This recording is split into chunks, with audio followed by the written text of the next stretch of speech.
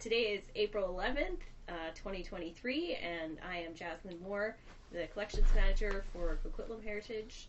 I am here with the renowned and esteemed Ivan Sayers, and we are about to do an oral history. So thank you very much, Ivan. We are in his home, which is beautiful and full. And full. It Very is very full. full, yes. And we're going to ask some questions. Okay. So, can you tell me your name, please? My name is Ivan Sayers. I understand you grew up in Summerland. What was that like? Well, it's a farm community out in the middle of sort of nowhere, at least in those days it was. I was actually born in Ontario, in Cornwall in 1946. And in 1948, my parents moved to Summerland to be with my mother's family. And one of my uncles had a job for my father. So they moved there. And I was in Summerland from the time I was 2 until the time I was 18, I guess it was. And I always wanted to be in Vancouver. We'd come down for visits, and Vancouver was definitely the place I knew I would want to move to. And I used to sit on the railway tracks and think how if I really, really wanted to, I could just follow the tracks down and I could be in Vancouver. So it was a rural town. Everybody knows everybody too well from my point of view. We were the respectable poor. I've said that once and my mother was horrified. And I said, well, we rented. You know, poor people rent, rich people own. So she was placated by that. But in Summerland, you were defined by the church you went to, the job you had. And it's not that Vancouver is that much different, but there is a sense of anonymity, which is valuable to a degree. But certainly now, Vancouver isn't what it was when I came, but it's still good. And I don't like downtown anymore. It's all glass and concrete. But in the old days, there were shops with character, and you know, Chinatown was fascinating to me. And now it's sort of a ghost town in a way. But I haven't been back to Summerland. My mother died in 26 years ago, and I went back, and she had retired to Summerland, so I went back the following year after her death to scatter her ashes off Giant's Head Mountain, and I haven't been back since. I will go, though. I wasn't happy there. It's beautiful country, absolutely, but even that's not country anymore. The whole Okanagan is just one town. They don't look at it that way, but to me it is. The countryside was beautiful except for rattlesnakes. My dog got bitten by a rattlesnake, that kind of thing. But I couldn't have a career there. I wanted to work in museums. The first museum I remember being in was in Kelowna, and it really was my inspiration. And we briefly lived in Toronto when I was 13, 14, and right away I wanted to go and see the Royal Ontario Museum, so that validated my wish to be in museums. When I was 14 or 15, we moved back to the Okanagan, and I started my own museum in the garage. Oh, wow. Because there was no museum there to go to, so I thought, okay, don't complain about it, do something about it. So I started that, and I picked up stuff from the dump, and, you know, things that my extended family had, hot water bottles that were the ceramic ones, and stuff like that. I had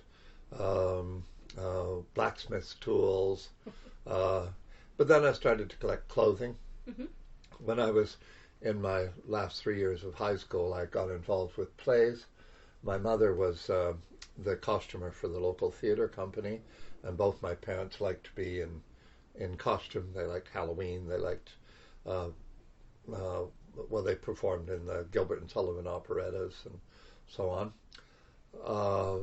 My mother was always doing research to figure out how to make the costumes appropriate to the operettas and so on. So that sort of sparked an interest. I was, as I say, I was in plays. I won an award for being the best actor in a production of Harvey, uh, which, I played a peculiar old guy. Ever since, I've been trying to live up to the character. Um, uh, but I didn't want to be an actor. I knew I didn't want to do that. Mm-hmm. But museums were the thing. Yeah. And so my major interest is history, Yeah. how human culture and society has evolved, what's created the world we're in now, and ultimately, like most people, trying to understand myself. You understand history, you understand your own place in history, and the clothing is my medium to examine history, how tastes change, how morality changes, but also technological changes and things like that. Mm-hmm. And it's interesting, and certainly politics is a very, very important of why fashions change. So, and now I have, as far as I know, I have the largest privately owned collection of historic clothing in Western Canada. I don't know people in the eastern part of the country too well.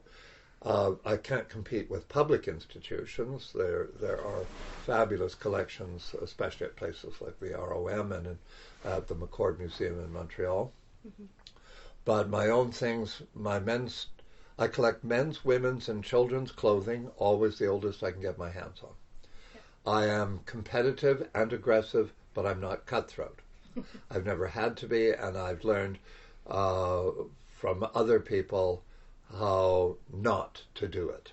Mm-hmm. Most people I know are honorable and devoted to their field, whatever it is. And I learned there was a woman named Dorothy Burnham that used to be in charge of the textile collection at the Royal Ontario, and I asked her once what it was like to be an expert, and she said, "I'm not an expert, I'm a specialist." And that was wise, and I thought, man alive, this woman who was brilliant is modest, and there's a lesson to be learned from that. Mm-hmm. The men's clothing goes back to about 1730, the women's things back to about 1750, the children's things, because I'm not as interested in them, they go back to probably about 1830. Mm-hmm. Men's, women's, and children's, fashionable, occupational, and recreational.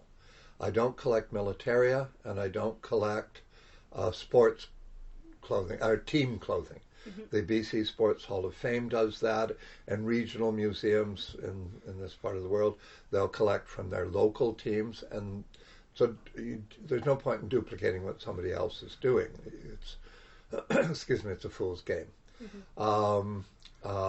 I have some of that, but I don't look for it, and mostly it's because of it being given by a friend, and so I have a responsibility to take it.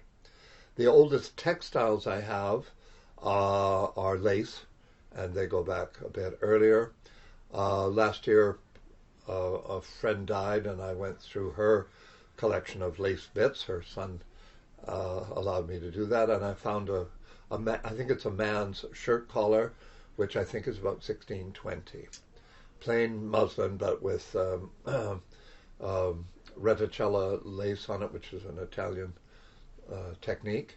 Mm-hmm. I think it's probably Northern European rather than Italian, but that's the technique. I have clothes in the more modern world. So from about, I have 8 or 9 gowns from the 18th century, Mm-hmm. and some men's stuff from the last part of the 18th century.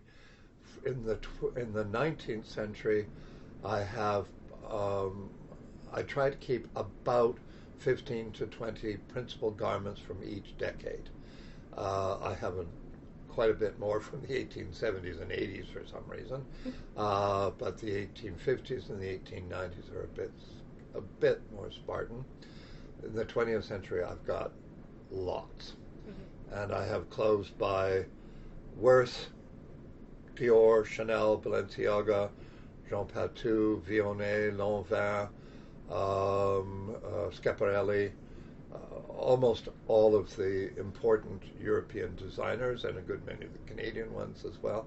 I don't have their best work by any means, but I have an example of their work. Men's, women's, and children. But what I meant to say was hats, shoes, gloves, handbags, stockings, underwear, you name it. I have some form of it, and generally speaking, enough to do a reasonable exhibition. Yeah. So, and there are other collectors around. I'm the grandfather of the crew because I'm older. I started earlier and with more commitment. But there are 2 or 3 other collectors. The exhibition we've just done for the Museum of Vancouver, there are 4 principal collections represented. There's my own. There's clothing from my friend Klaus Janke, from my friend Melanie Talkington, who specializes in corsets, and clothing from SMOC, which is the Society for the Museum of Original Costume. And the name is a bit awkward, but we picked an acronym that we thought would be catchy and memorable. So SMOC is what we have at the moment. I think eventually we'll change it to include textiles, just flat textiles, so it'll be SMOC'd. The goal of SMOC is to get a building to start a textile museum, primarily fashion, but the flat textiles as well. So in that we would include lace, knitting, crochet,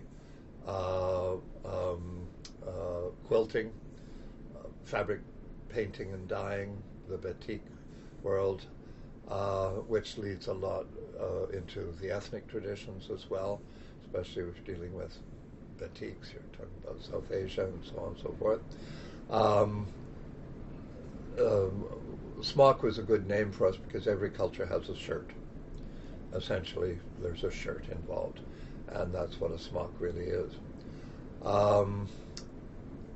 The idea of getting a building is important because I have no intentions of dying soon, and as far as I can tell, I'm in reasonable health. But my collection is worth more as a unit than it is as individual components because it's coordinated. I was very, very organized in how I built outfits, which are appropriate for period, but also for color and time of day and quality. These are all important aspects when you put yourself together, and this is true historically.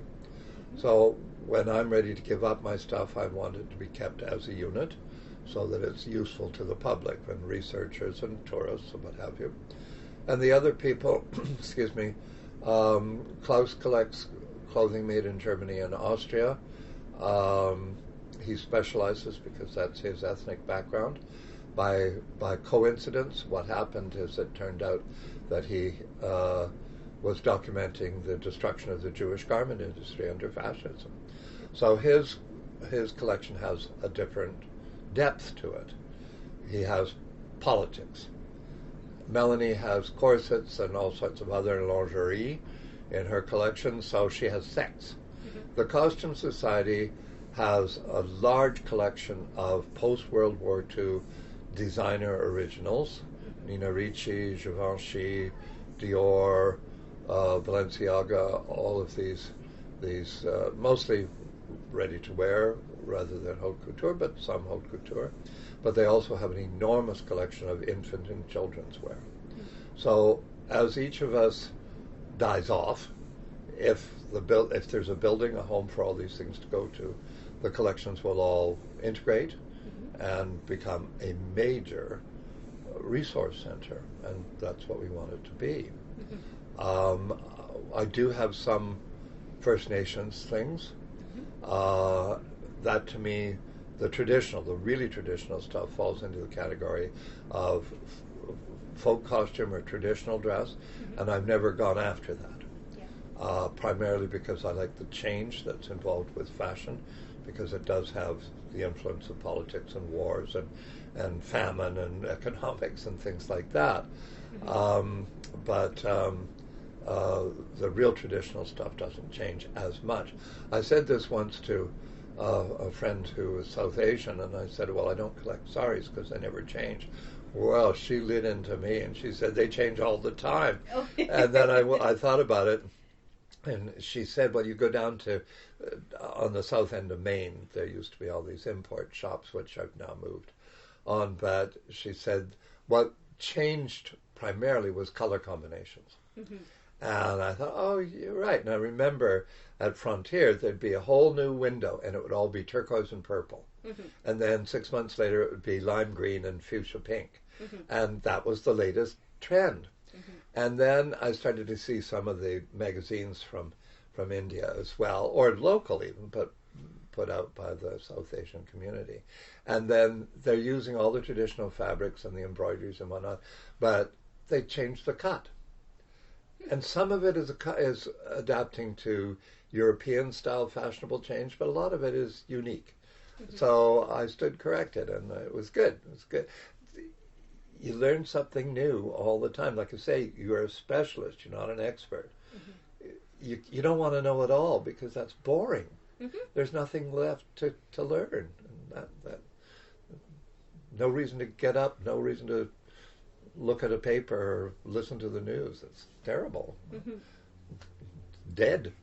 You're dead. What kind of holiday traditions were celebrated in your family? We didn't talk about that. Or do you have any special custom songs or foods? Oh, well, my parents both liked to sing. My father liked country and western. My mother liked opera. She didn't sing operatic. She sang country and western. Mm. But my father wanted to be, his goal was to play at the Grand Ole Opry in the States. That was his dream. He never made it, but well, holiday traditions. I mean, I was brought up with an awful lot of religion, but it wasn't Catholic. It was Protestant religion, mm-hmm. Baptist initially, and then I rebelled against that because it was boring. And so I was allowed to go to the United Church as long as I would go. So I went to the United Church.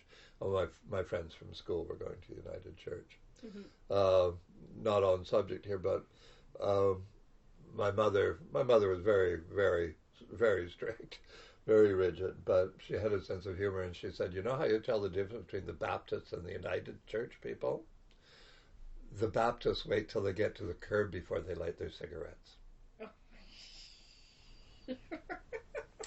So anyway, we had the usual religious holidays. My mother was one of 4 sisters, and they all had children, so we would gather at my grandmother's place, my grandparents' place, mm-hmm. for the big holiday meals, Christmas and Easter and so on. Mm-hmm. But any special foods that you served? Well, the usual sorts of things like turkeys and so on and so forth. There's a jellied salad, which is unique to the family, yep. which is, in fact, in my mother's cookbook, it says family jellied salad. Oh. So, and I do make it at Christmas, and I didn't make it for Easter this year, but I often do. Mm-hmm. It involves crushed pineapple and carrots and whipping cream, and everybody has their variation of it, I think. Yeah. But it's good. Yeah. It's more like dessert, and I like anything with sugar in it. Sugar and whipping cream, how can you go wrong? Yes, exactly. So I was an only child, so it was pretty limited, and by the time I was in my mid-teens, my mother was having a lot of mental problems, mm-hmm. and they were very serious. So holidays took on a new meaning by the time I was in my teens, and they were endured rather than celebrated. So it was very difficult. Yeah. I can empathize with that. Yes, I think a lot of people can. Holidays are hard for a lot of people because you have expectations of everything being wonderful for that day at least, mm-hmm. and it often isn't. Mm-hmm. So, but as I say repeatedly, that was then, and this is now, and this is better. Yes, exactly. So, and it is better. I think I wish a lot of young people who are having problems would understand that it's a human experience. You have to get through it, and eventually you can change it if you try hard enough. Mm-hmm. And it depends what your expectations are as well. The first time after I had no family to speak of left, that first Christmas I cooked the entire meal, including a whole turkey, all by myself. And it was wonderful. Nothing horrible happened. Yeah. I just did it. I watched my favorite television programs, fed the cat. I never needed to do it again. Yeah. And I've never had Christmas alone since then. Mm-hmm. I invite people over or I go someplace else. Mm-hmm. But that one time it was important to me. Mm-hmm. Anyway, this isn't... A bit of a reclamation. It is, it's shaking out the moths or something, starting over again. Any reference to historical events that have affected your life, like the Korean War, Vietnam, Gulf War, Expo 86, Olympics? Well, the two events, the two political events that were the most startling Mm-hmm. were when Kennedy was shot. Mm-hmm. I was in a geography class in high school. Mm-hmm. Mr. Grout was our teacher, and the principal, I guess, came on the loudspeaker and announced that President Kennedy had been shot and killed. And Mr. Grout crouched down. It was he was standing beside. We were actually it was geography class, but we were in a chemistry lab. So there was a big counter across the front of the room that had sinks in it and laboratory equipment. And he was standing beside it, and he had his hand on the desk, and he kept his hand on that, which steadied him, but he crouched down, right down, as small as he could get, and it was so startling to see him do that. He was probably, at that time, I thought he was old, but he was probably about 40. Mm-hmm. And, your teachers are pillars of strength.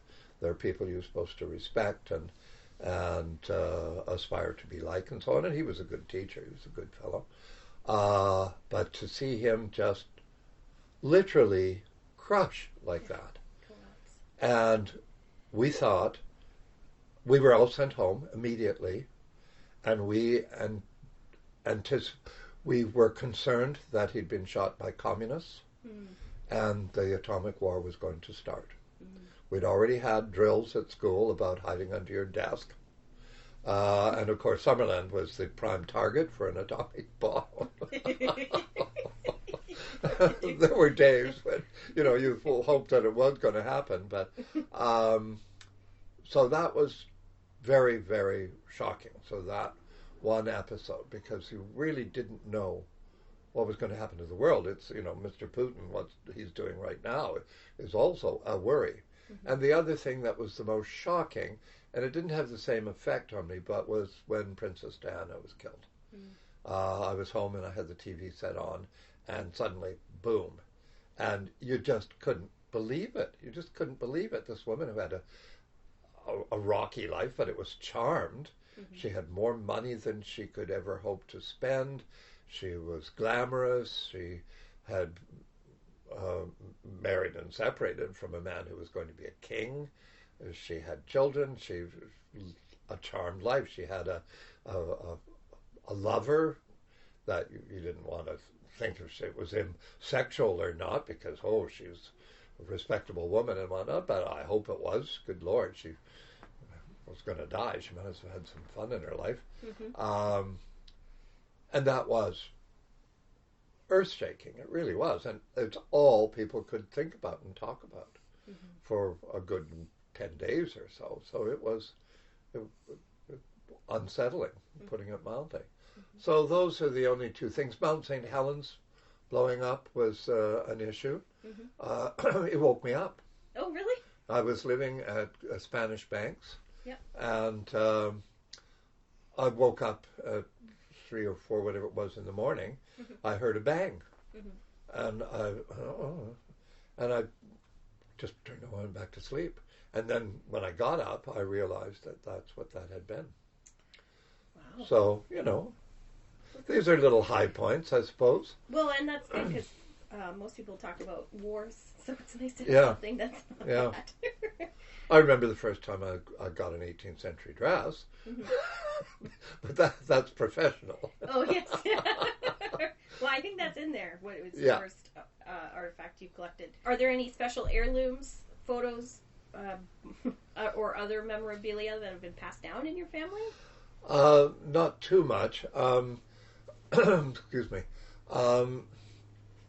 We had my grandmother had a fair collection of old family photographs. The family, for the most part, has been in North America for quite some time. Mm-hmm. My father's people came up from the States in 1807, and they had an island in the St. Lawrence Seaway called Sheik's Island. The family name was Sheik, and they were supposedly old Dutch family. They had lived in New York when it was still called New Amsterdam, which is 17th century. According to my DNA test, which I didn't want to have done, but somebody did it for me as a present. Anyway, according to my DNA reading, there's no Dutch, but there's 2% German. And of course, the Deutsch, the New England Deutsch, were really Germans. So that's probably that. I had hoped there would be some Mohawk, because we found out that the property was actually not theirs. They leased it from the Mohawk Nation from 1807 to 1957. They lived on it for 150 years, Wow. but it was part of the Mohawk Reserve. The island's gone now, because when the Seaway went in, it was flooded. So I was hoping that because we were on reserve land that there would be some Mohawk ancestry, but there wasn't. So it's English, Irish, Scottish, primarily Scottish, a little bit of Scandinavian, which is Viking, generally, and 1% Sardinian. And I don't know where that comes from, but I think it gives me permission to eat as much pasta as I want. Yes. Although pasta is really actually Chinese, so there you go. But my grandmother had all the family photographs, and she decided that the family was going to fight over who got them, so she tried to burn them. Oh, no. A very selfish woman. She was not a happy person. Anyway, she was halfway through the process when her eldest daughter, my Aunt Peg, caught her and salvaged some of them.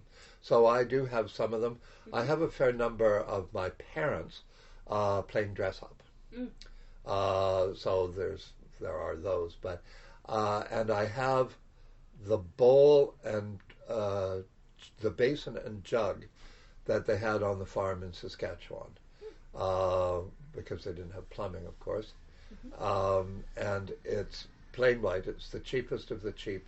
And then the pattern around the outside edge and on the handle of the pitcher is wheat, which is classic Canadian prairie. Yeah. So they were always the respectable poor, relatively hardworking people, mostly farming or unemployed. They were big on unemployment, I think. And I'm sort of big on unemployment myself, realistically, because what I do, I enjoy so much. It's not like work. Yeah. I have so much fun with it, and I'm just really lucky that people are prepared to pay me to talk to them, especially about old clothes. And that's all I do. All I really do is tell them why it's interesting to me, and that's what a good speaker should do. That is a good question. What does a fashion historian do? My business card says I'm a fashion historian, and my thing is history, and the clothing is my medium to discuss it. It's one of the reasons I like the oldest stuff I can get my hands on, because it pushes history back that much further, so you get extra clues. I tell a lot of stories about the individual garments, and I do that partly because I want people to understand that they were worn by people.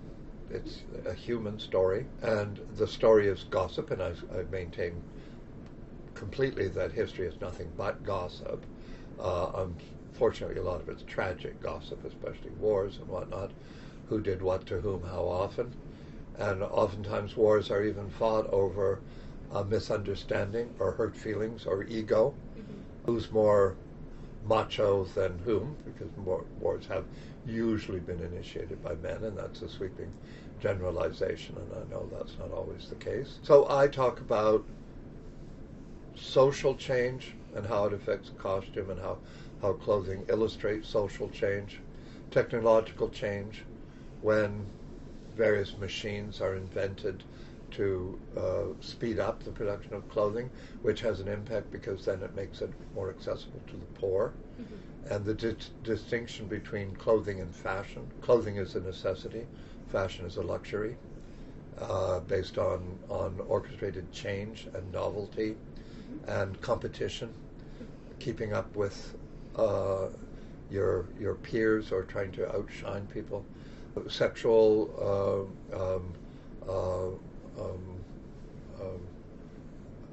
not appetites, but looking for love, looking for romance. You dress hopefully in a way to find a mate.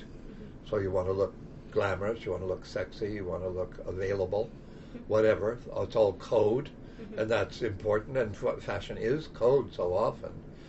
You know somebody is a dumpster diver because of what they're wearing, as much as you see them doing it. You know somebody downtown, you can tell who's a stockbroker going from, or a lawyer, somebody in a white-collar job that is still doing the shirt and tie routine, or a suit. You read things into the clothing, and I interpret that.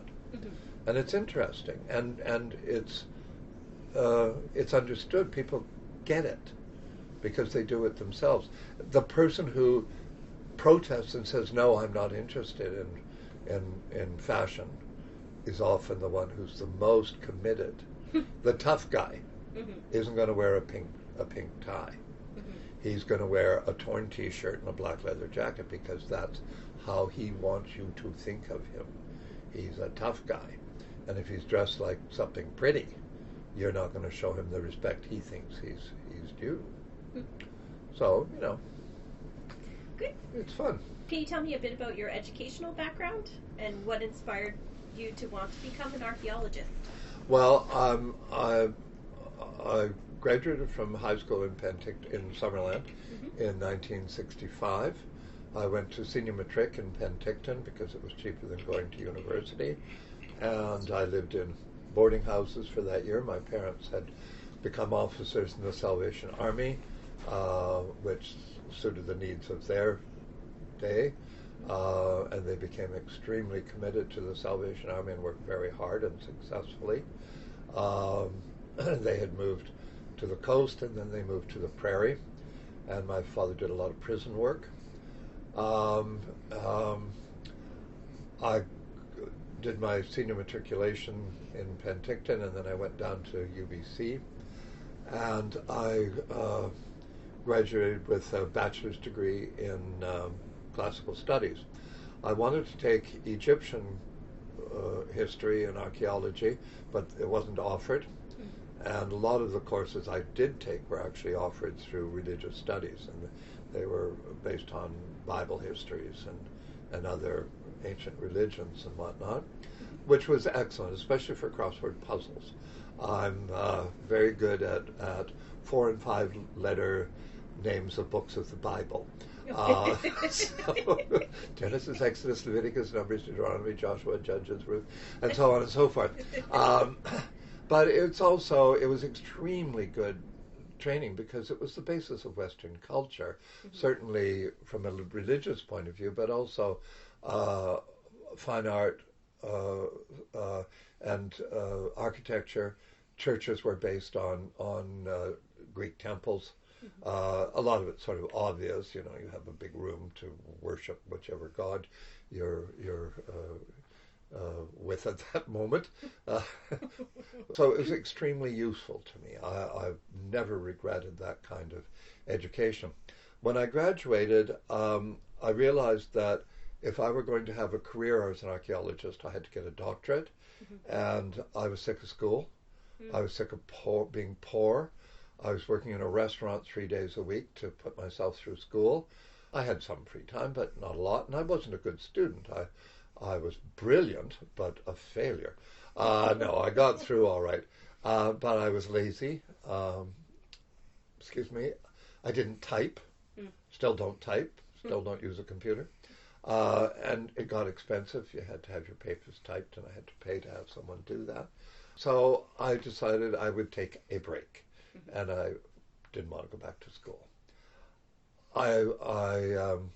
My father, until he got into the Salvation Army, had mostly laboring type jobs, and I didn't want that. I knew what it was like to have to get up at 4 o'clock in the morning and go work on a road paving crew in the rain and that sort of thing. Yeah. And I didn't want to do that. I knew I would hate every day of my life, so I didn't want to do that. So I had already decided I wanted to work in museums, but in those days you could maybe get a job. Now you can't. You've got to have better credentials to get into museums because the expectations are higher and the competition is greater because more people want to work in that kind of field. So I wanted to learn more about the history of clothing. I wanted to learn about history, and there was nowhere to go. The classics department at UBC was already starting to crumble a little bit and be absorbed into religious studies, and they didn't want to do hands-on architectural history and fine arts and so on. So anyway, I wasn't tempted to go back there. I didn't want to go to the States because the Vietnam War was on, and if I went to the States as a resident alien male, I would have been put in the American Army right away. Going to Britain to go back to school would have been prohibitively expensive. Anyway, so I wanted to get into the museum world, so I asked if I could volunteer at the Museum of Vancouver. And I still recommend that to any student. You start volunteering, and then you can prove to them that you're enthusiastic and you're obedient. And I don't mean slavery, but you have to do what you're told. You don't pick anything up without asking. You don't pick it up by the obvious handles. You arrive on time. These little professional, and it's just courtesies because you have an impact on somebody else's work if you're not responsible. And I just felt so privileged to be able to work in a museum of it. So anyway, I volunteered 1 day a week for 3 months. Yeah. The museum had been moved into its current building from the old building, and their costume collection had been packed and never unpacked. And it was 6 years in boxes and crates and in plastic bags and all sorts of stuff. And when they packed it, they mostly, a lot of dresses before the First World War were made in 2 separate pieces. The bodice and the skirts were separate. And they packed all the pieces separately. So all the skirts had been packed in big crates, and all the bodices were packed separately in other crates.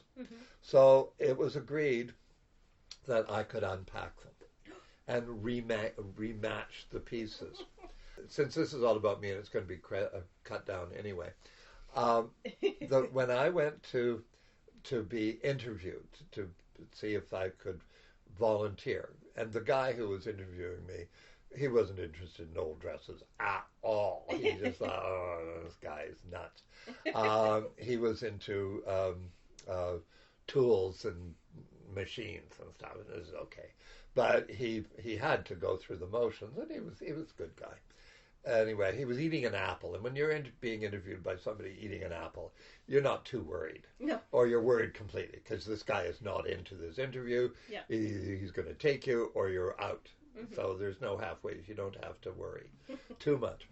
So anyway, so I told him what my education was, and I'd already been to Manpower, the government employment agency at the time, to get a job, and I told him my education, BA in classics, and the guy laughed. He actually laughed at me and said, "You will never get a job in Vancouver." Oh, what? So yeah, so okay, I don't have to get a job. The government has approved me for unemployment forever.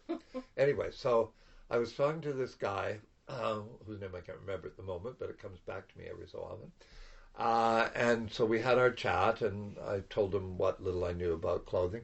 And he said, well, this dress just came in, and he hauled out this old, very dirty cardboard box. And I pulled up this dress, and I said, well, it's a wedding dress. And he said, well, how old is it? And I said, well, not knowing what I was talking about, I said, well, it's about 1910 or 1911. He didn't say anything. I said, well, if I had to say, I would say it was late 1910. Yeah. So he fished out the paperwork, and the wedding was in December of 1910. Oh. So I didn't only get the year, I got the season. Yeah. This guy was just blown away. He just didn't, he thought it was magic that I was, pulled a fast one or whatever. Anyway, that was it. So from there on in, I could come in every Wednesday on my own, totally unsupervised. He was confident that I knew what I was doing and how to do it, which was not right. I wasn't using gloves and all the things that museums, I mean, it was, I don't want to say it was primitive, but we were working by the standards of the day. Yeah. And it was a small museum at that time, and the professional standards improved as we went on. Mm-hmm. So anyway, I was volunteering for 3 months, and then they got a government grant from the federal government to hire 13 students, recent grads or whatever, to work cataloging the overall collection. So I got a 4-month contract. We were paid $525 a month. At the end of the contract, we hadn't done as much as they wanted us to do, so they kept us on for another month at $485 a month. We had to take a pay cut. Then they ran out of money, so we were unemployed for 4 months again. They got the next grant, and we came back, I think, at about $625 a month, and I ended up being there for 20 years. Wow. And when the first contract, if I remember correctly, I counted up all the curatorial staff, and there were 23. After I had been there for 14 years, of that 23, there was me. Oh, I was the only curatorial person left. Wow. They'd had political problems, financial problems, resignations, people moving on. They closed the Natural History Department. They closed this, that, and the other. So I was only the single employee for a few months because they were trying to sort of clear house and then rebuild the staff. Mm-hmm. But I survived because I was in the history department, so it was quite general, and the history of the city was essentially a business history because it was a port, it was, the train and so on and so forth. Mm-hmm. We did deal with social history. We didn't deal with multiculturalism much because it wasn't seen as an issue. Mm-hmm. I didn't want to say it wasn't important, but it just wasn't an issue because they looked at the bulk of the population, and the minorities were auxiliary to that. They weren't dismissed, but they just weren't part of the larger scene. So anyway, my training was in classical studies, so I knew the basis of Western architecture, politics, religion, fine arts, applied arts, everything. So that's why I survived when the others didn't, because they were too specific in their interests. They knew a great deal about very specific things. If you know a lot about whales, you need to get a job in a whale museum. Yeah. But in the human history department, it wasn't going to work. Mm-hmm. So then they started to rebuild the staff and reopen departments, and ethnology revived. It was always there, but it was in storage. So the First Nations thing started to be shown again more popularly and more successfully, and so on. So after 20 years, it was time for me to go. Yeah. I knew it, and the board knew it too. We weren't getting along. Frustrated. I was very frustrated. I didn't like their attitude about the museum, and I felt they were interfering with curatorial matters, and other people were leaving that were moving on to other jobs for the same reason. So I left, and they replaced me with a woman who was excellent, and gave them more what they wanted, but with her own integrity intact, which I have great respect for. So that was good. She had to clean up my mess. Oh. So she was even more commendable, that kind of stuff. So. Yeah. How and when did your passion for fashion begin? And can you outline your career trajectory for me? And how did you become an independent fashion sensation? Oh, sensation! Wow, my word.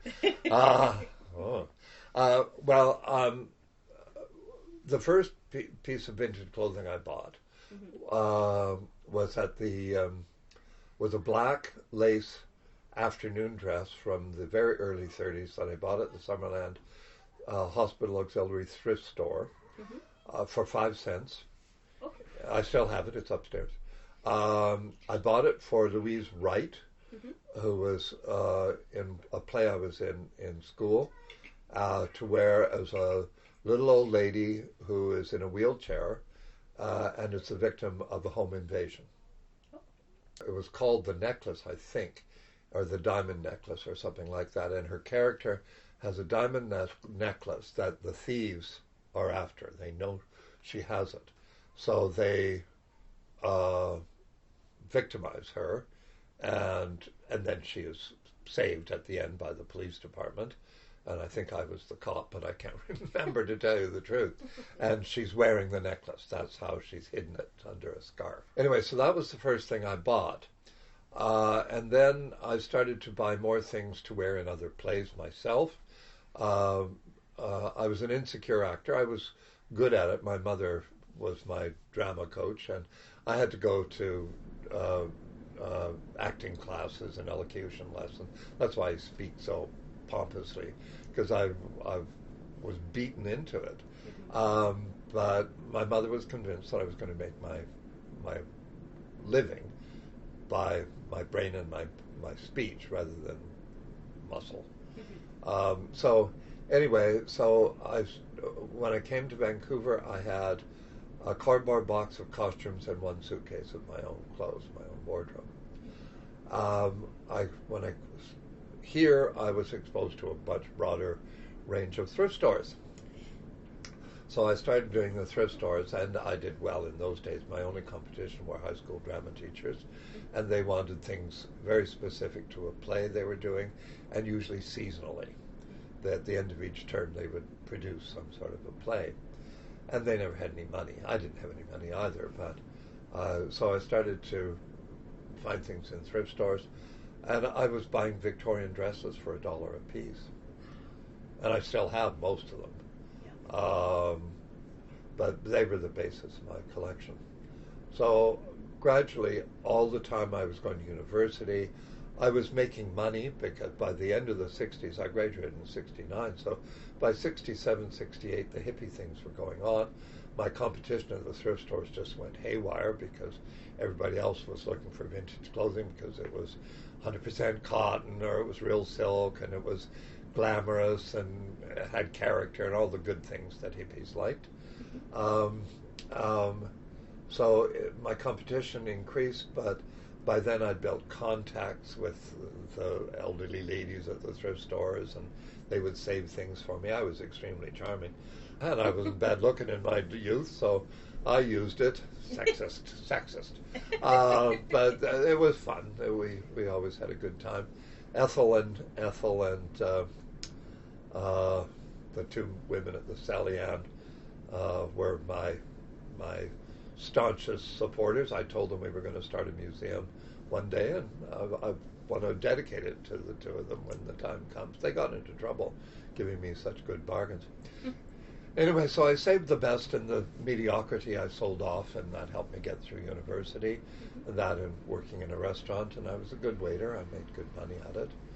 Um, and then when I was working, once I started having an income, I always lived in terrible houses that were cheap, so that I could put the money into my collection.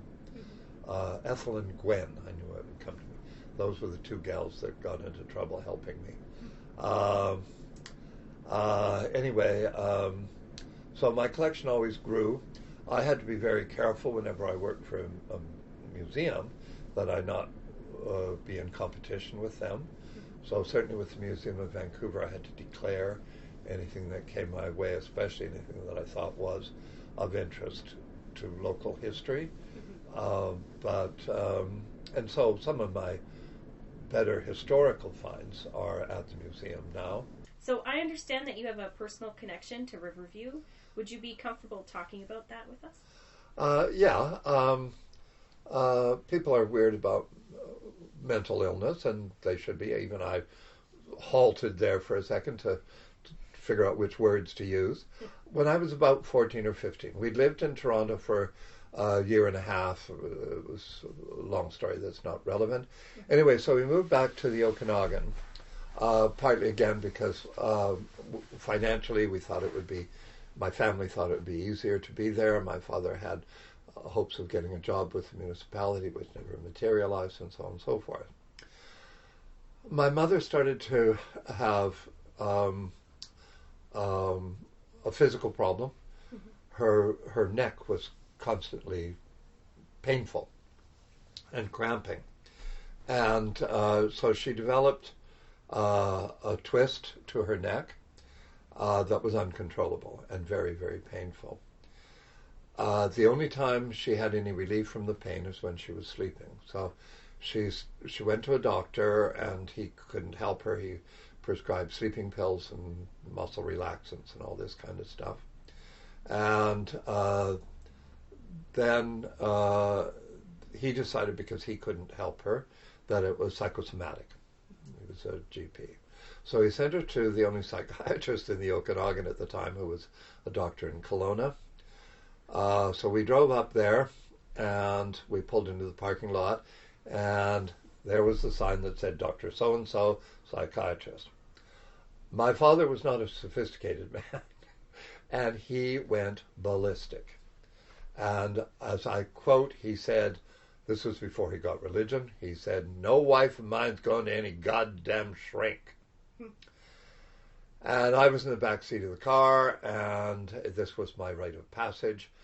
I leaned over, and she was in terrible shape, and I reached right in front of her, and I opened the car door and pushed it open. I said, "She's got to go, and she's going."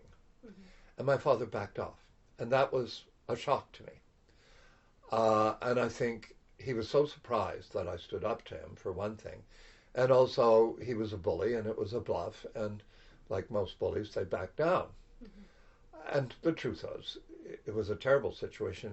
It was beyond his control. He didn't know what to do. And he was more worried about his reputation with his friends, thinking that he was a bad husband because his wife had problems, mental problems. So anyway, so that was the beginning of 6 doctors, 6 psychiatrists.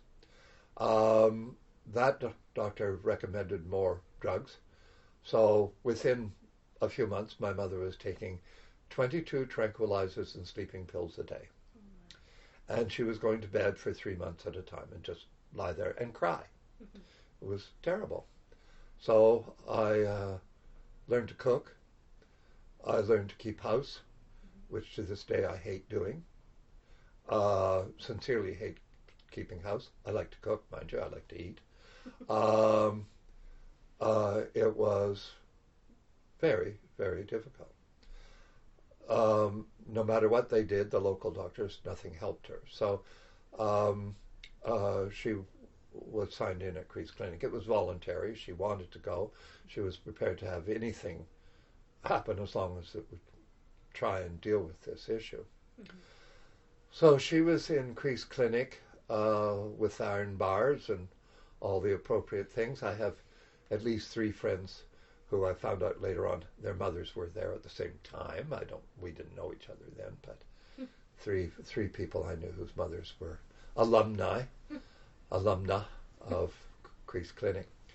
The difference between it and the major psychiatric board said it was voluntary. You could sign yourself up, but you couldn't get back if you did. It was conditional. So she was there for 3 months. We would come down to visit her, and it was very difficult. I remember throwing up in the parking lot because nobody knew what to do, and my father was unreasonable.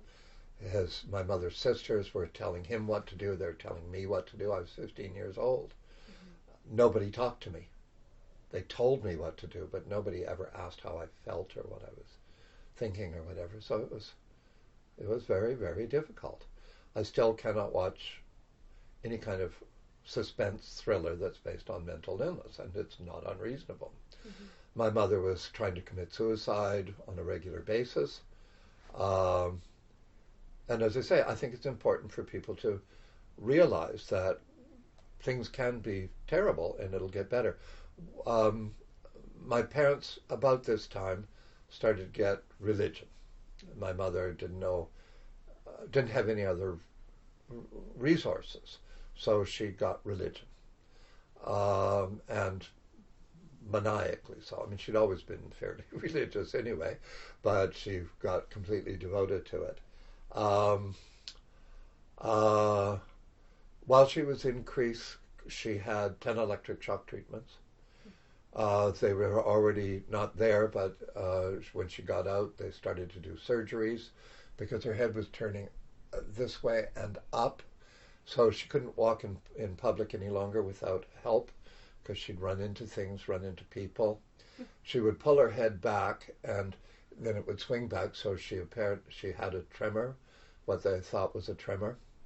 And she would hold her head so consistently she developed a scar here from the fold in her chin. She was very difficult to get along with, as you can well imagine, but she was in constant pain. Very difficult to get along with. Very, very difficult to get along with. And you're 15, 16 years old and you don't want to be bothered, but I knew it was serious, so what can you do?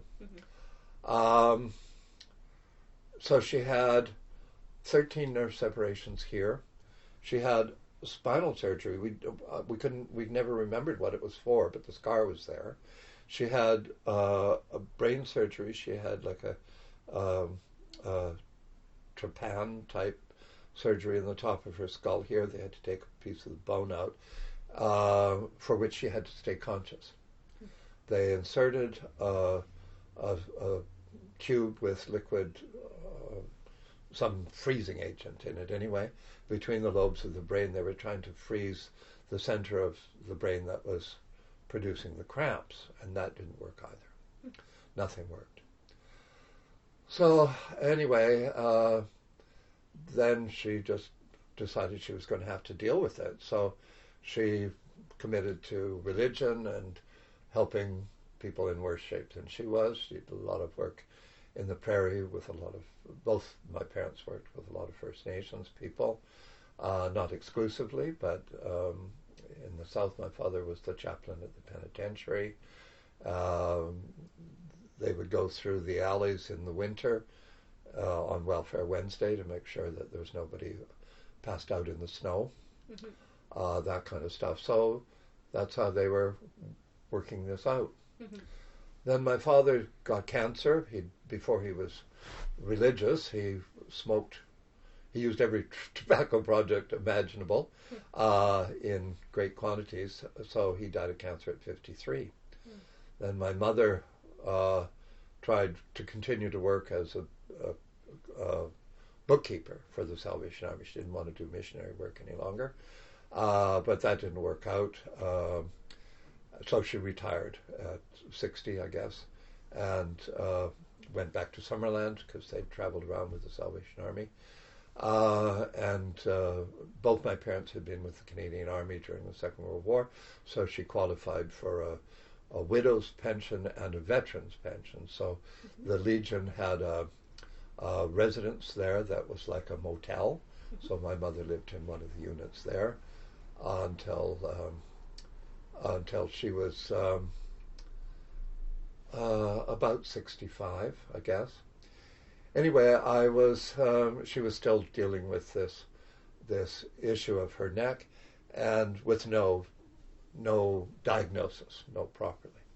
And when her various psychiatrists had blamed it on premature menopause, as many doctors did in those days, if there was something that they couldn't understand, it was a chemical problem brought on by the woman's own body, and it was the scapegoat for everything. I mean, it still is probably for a lot of situations. If you want a good story, as a storyteller, her last psychiatrist was at the Fairmont Medical Building over here, Dr. Hanley, and he was a very good man, and he did post-hypnotic suggestions. And my mother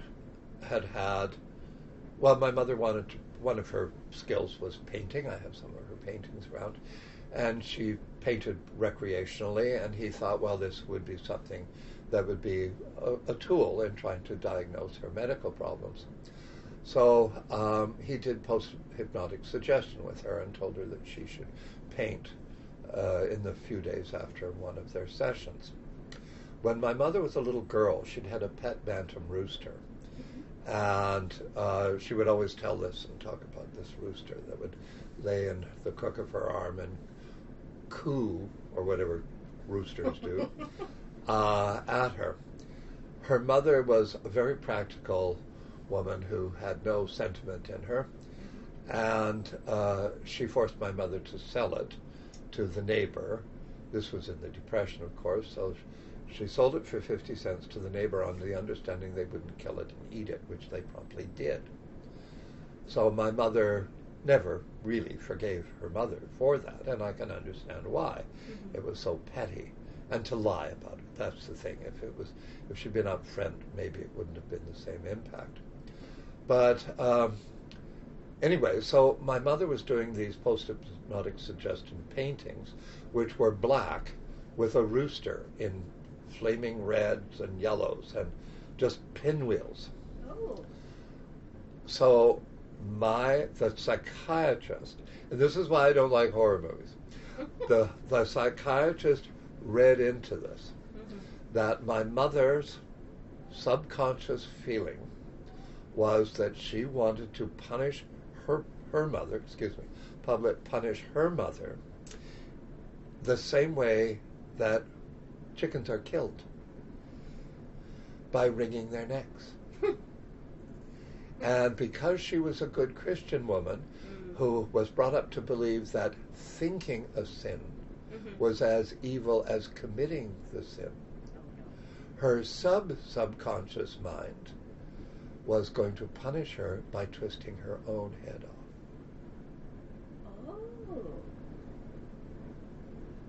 Oh. So, interesting. Yeah. You can understand why. And by this time I wasn't at home any longer, but believe me, when I was 15 years old, in a small town, mental illness was feared to be hereditary. Yes, yeah. Scary. So, anyway. Stigma, right? The Stigma. Yeah. There was a woman in Summerland who had been in Crease Clinic at the same time as my mother, and she was released more or less at the same time, and she went home and never left the house again. Yeah. Anyway, there's a wide variety of stories, right? Of course, and you never know. Yeah. You think somebody's hard to get along with. Well, you don't know why. Yes. Maybe there's a reason. How long was she there? About 6 months, did you say? In Crease Clinic, she was just there for 3 months, 3 months. as far as I remember. Yeah. But a lot happened to her in those 3 months. Yeah, Electric like shock treatments and straitjackets and Yes. all the bad things. Anyway, when she quit the last psychiatrist, and even though this post-hypnotic thing was weird, he got her off the pills. Mm-hmm. And that was the first thing he said, I can't fix you when you've got so much junk in you. You have to clear that out. So he got her off the prescription drugs. Mm-hmm. She couldn't sleep. He told her to do tedious things like iron. She would iron for 2 or 3 hours and then try and get to sleep. And if it didn't work, she'd take everything, rumple it up, and iron it again. Mm-hmm. Anyway, so she improved, and she became resigned to her lot in life. Then, one day after she had retired and moved to the Okanagan, and things were sort of acceptable, Mm-hmm. I was going into the Liquor Control Board on Broadway Street, and I ran into an old friend of mine named Frankie Kerr, who was my tap dancing teacher when I was interested in theater. Mm-hmm. And I said, "Oh, Frankie, it's nice to see you. How are you doing?" And she said, "Well, I'd be fine, except I've got this problem with my neck." So we stood there in the parking lot, getting more and more excited as she told me about her illness, which was exactly what was wrong with my mother. Oh. Exactly. Oh. The only difference was she knew what it was. So I came home and I phoned my mother in Summerland and I said, "I know what's wrong with you." And this was after 16 years of this. And I said, "Frankie has what's called dystonia, and I'm confident that's what it is. You have to get a referral from your doctor and you come down to the coast." So she got that. She came down within 2 weeks. I took her to the Movement Disorder Clinic out at UBC, which was where Frankie was going. Mm-hmm. And she walked into the office and she's crying and her head is shaking. And she said, "I've been like this for 16 years and I don't know what's wrong with me." And the doctor looked at her and he said, "Well, you've got dystonia." And she just fell apart because it wasn't her fault. Yes. It was physical. And then they started to do the checking and so on and so forth. Mm-hmm. It's related to Parkinson's disease, which is what her father had, my Aunt Frankie had. My cousin Garth died with Parkinson's 2 years ago. Yeah. 2 of my cousins have grand mal epilepsy. So it was not psychosomatic. It wasn't Christian guilt. It wasn't any of those things. It was a failure of her bodies to produce the right chemicals that controlled motor reflexes. Yeah. Wow. Didn't make it go away, Yeah. but it's just so they knew what it was. And knowing your enemy Mm-hmm. is important because then you get a chance to fight. Yeah. So it's just when Botox was being introduced as a muscle relaxant. Oh. So she started taking muscle Botox shots in her neck. Mm-hmm. So for the first month, it was wonderful. The second month, she would be uncomfortable. The third month, it was back. Mm-hmm. But she'd come down and get a shot again. Mm-hmm. So after that, things were better. Goodness. But the damage was done. I mean, her life was wasted. Years of pain. But she could go with she could die when it came. She had cancer off and on for 20 odd years. Mm-hmm. So when it was time and she got cancer that was incurable, she was glad. She was glad to go. She was confident she was going to go to heaven and she would be with my father again and no pain. So happy ending. And that's why, like I say, with kids that are going through horrible times at home, and I know people who are, and they're suicidal teenagers or whatnot, if they could just hang on long enough, it's likely going to get better. One of my mother's great sayings, and she got it from somebody else, and it's I give it to people all the time. It's the most poetic thing I can imagine. In one of the Salvation Army meetings, because they worked with guys off Skid Road and whatnot, one of the guys got up and he'd had an epiphany. He'd had a religious experience. Life was going to be better now. And he said, "I was so far down, the bottom was on top of me." And I'm not one for poetry, but that to me is one of the most beautiful pieces of poetry ever. Absolutely. Because it's how you feel. So, well, thank you for sharing that. You're very welcome. Powerful story. It is a powerful story. I've learned that's what I do is I tell stories, gossip, but it's stories, and Yeah. So So how many fashion shows do you do a year? Well, this year, because of COVID, the fashion shows sort of came to an end. Yeah. The last one we did was on March the 15th of 2000, I guess, and we did it as a fundraiser, promotion, what have you, for the Fort Langley Museum and National Recreational Exhibition Center. And we were criticized. Oh, really? Not seriously, but COVID had started and isolation and people were terrified. Yeah. So we could only sell X numbers of tickets and all the chairs were 3 feet apart. But even at that, they got 2 phone calls, people saying it was irresponsible. It is Langley, though. It is Fort Langley. Yeah. So, however, but we had no problems. Sorry. Fortunately, in the long run, we had 2 different municipalities. But within the next 2 weeks, all the programs I had for the rest of the year were canceled. Oh, wow. And I understood it, and it was fine with me. Yeah. So since then, we've done very few programs, but we have started up again. We did one for an African charity in December. It was for a hospital that specializes in repairing cleft palates for children. So you can't say no. And it was hugely successful. The women who ran it was a 1920s theme, and they worked hard, though, all volunteers, you know. So this year I only have 2 on the books. Yeah. But we have a major exhibition on at the Museum of Vancouver. That's my other question. And that is, I'm hoping, sort of taking up the slack. It keeps us in the public eye. It helps promote the concept of a public institution with clothing as the consistent exhibition. I would like to have a space that has at least 2 galleries, so we have the opportunity of never being closed entirely. So generally speaking, I have things on loan to quite a few different museums at any given moment, and I counted the other day, and I think there are 5 right now, which is pretty good because COVID is having an impact on all the museums and their public. It's easing up, but it's still in the background. People are still concerned. Before the pandemic, how many fashion shows and how many exhibits? When we were in full capacity, we were doing probably 10 a year, at least 10 a year, maybe more. I have a hard time saying no. I obviously I'm very fond of the sound of my own voice. And I like doing the shows. I'm inhibited by space. It's hard to work in here because I have so much stuff in a restricted space. But the people who help out with the shows and the people who model in the shows are wonderful and very cooperative.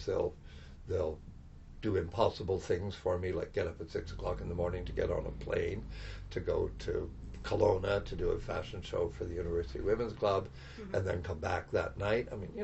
That's great stuff. We did a display with the Lace Group at the Fibers West thing 2 weeks ago, and we had to get up at 6:30 to be there by 8:30 in the morning. That kind of stuff. So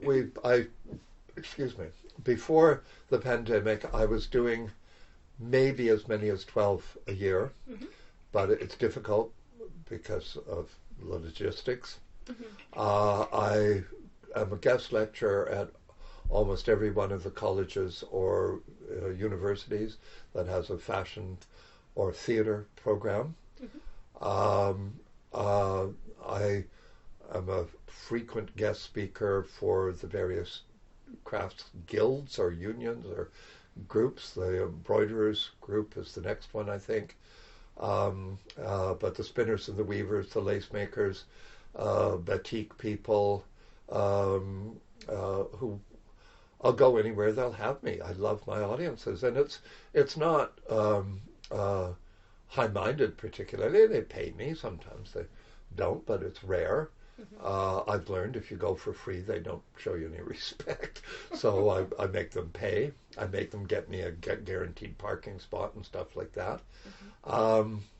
But from a selfish point of view, the more people I speak to, the more likelihood will be to find somebody who can help the Costume Society financially, or they'll give me something. A lot of people have their grandmother's something or other tucked away somewhere and don't know what to do with it. And so I tell them the various options. They can give it to me. I might buy it, but I'm cheap, how you heard me just say. I'm cheap, and I know I'm cheap, but I have to be. But I'm aggressive, but I'm not cutthroat. I say I'm not cutthroat. But the stuff needs to be saved, or it needs to be placed where it's most valuable, most useful. Most public institutions, museums, they're inhibited by museum techniques and whatnot. So for the public to have access to their collections, it's very difficult.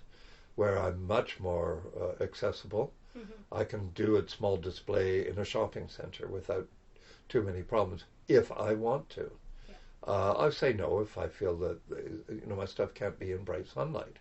But if it's in a store that's vacant and we can do a pop-up display, as long as we have some control over the kind of lighting and there's general cleanliness, I can do something. I have an ongoing display on at one of the local museums that does its best for environmental control, but they don't have the money to do it properly. But I want the exposure, and they're grateful. And you rotate it out. So. And there's no point in having the stuff if nobody ever sees it. That's hoarding. That's not collecting. Yeah. And I have I have excellent things. That's one of the reasons that people come to me. I have things that other people don't have, even the public institutions, and that's it's not a reflection on my value. The collection, it's other people's work. I just was smart enough to recognize it and lucky enough to be able to grab it. And then I'm lucky enough to have people who want to look over my shoulder and have me tell them why it's interesting. Look at this. And that's fun. When I was at university, I had a prof named Jim Russell who his thing was Roman architecture, and he came to class one day and he said, "Today we're going to talk about the construction of Roman walls." And I thought, oh my God, this is going to be so dry. And it was absolutely fascinating. He was brilliant. And I thought, if he can do this with Roman walls, I can do it with old dresses and suits and hats and gloves and stuff. My stuff's pretty. Roman walls.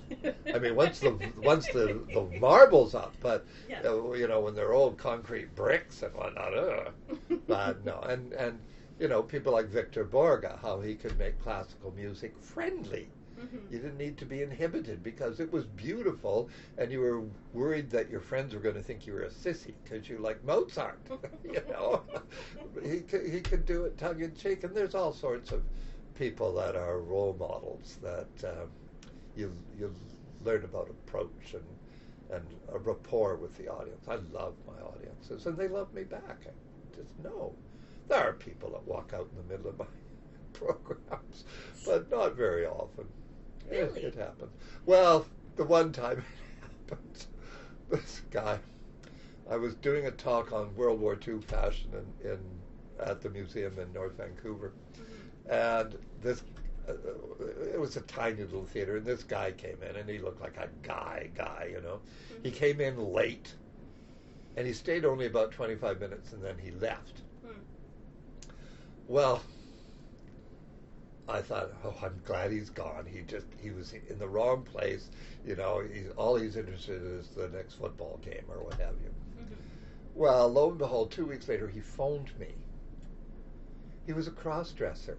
Oh. And he was a car sales rep. And he was on his lunch break. And he wanted to know if I would come and talk to his group, which was what was it? It's a society of heterosexual men that wear dresses. Wow. And they had a support group, and he wanted to know if I would come and talk to them about corsets. So, of course, I did. Yeah. But it just shows you, again, you know, you think you understand how somebody else is thinking, but you're wrong. Yeah. You don't know how or what they're thinking. So anyway, I had a good laugh on that one. It was a good lesson in not presuming anything. He had to get back to work. And he said, I'm really sorry I had to leave. They're just there to make sure that you were the right choice. Oh, what's it called? Anyway, it's named after one of the ambassadors to the New England states under Queen Anne. Oh. And this guy, because he said because he represented the Queen, he had to dress like her. So he wore clothes. He wore what he thought the Queen would wear in the New England states, and he got recalled. Oh yeah. Anyway, more gossip. I tell you, it's gossip. You know, you watch. That's the story. People remember. They'll forget everything else, but they'll remember that one. How can we support the work that you do? You hire me. Hire you? Yep. You publicize other things. So you have a website. So you link into ivansayersevents.com, which is operated by my friend Paula Shore. I don't have a computer, and I don't do web things myself. But people do that to help promote the work. The connection with SMOC is valuable.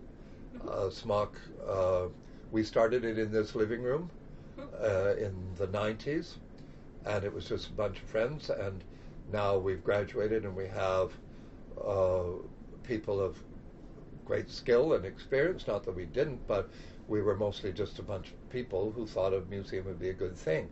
But now we have people who are from the more advanced professional world, people in fashion merchandising, people from museums and things like that, who are helping the society move along. Yeah. We have a volunteer program. We have the catalog, the collection, the Society's collection, which is separate from mine, is getting cataloged. I have people now who are helping catalog my collection so that when the time comes, it's ready to go to the Society and go online and be useful. So if we see a program somewhere, go to it, even if you think you might not be interested. I am very conscious of boring my audiences, and I know when to move on if the stories are getting too long or too far away from the subject. I watch to see who's going to sleep, and then I know to change the subject or crack a joke, because then the laughter will wake that person up. One of my favorite compliments, I have 2 or 3 favorite compliments and a few nasty grams, but not very many. Most people are pretty good to me. But there was a guy that came up to me after one of the programs, and it's we do a fashion show, and there'll always be some guy that pushes the women out of the way. There's a sense of entitlement that comes from men, you know. And because he's got to talk to me, but he wants to do it fast and get out of there fast. Anyway, this guy came up to me and he said, I didn't want to come today. My wife made me, but I'm really glad I did, because I really did enjoy it. But I was afraid at one moment you're going to try and tell us everything you knew. Very good lesson. One of the American presidents had a saying, which was also relates to that. Be sincere, be brief, be seated. That is, yes, very good. And it is good. It's brilliant. Yeah. And if we do a show in a church, I like using that line because they all look at the minister.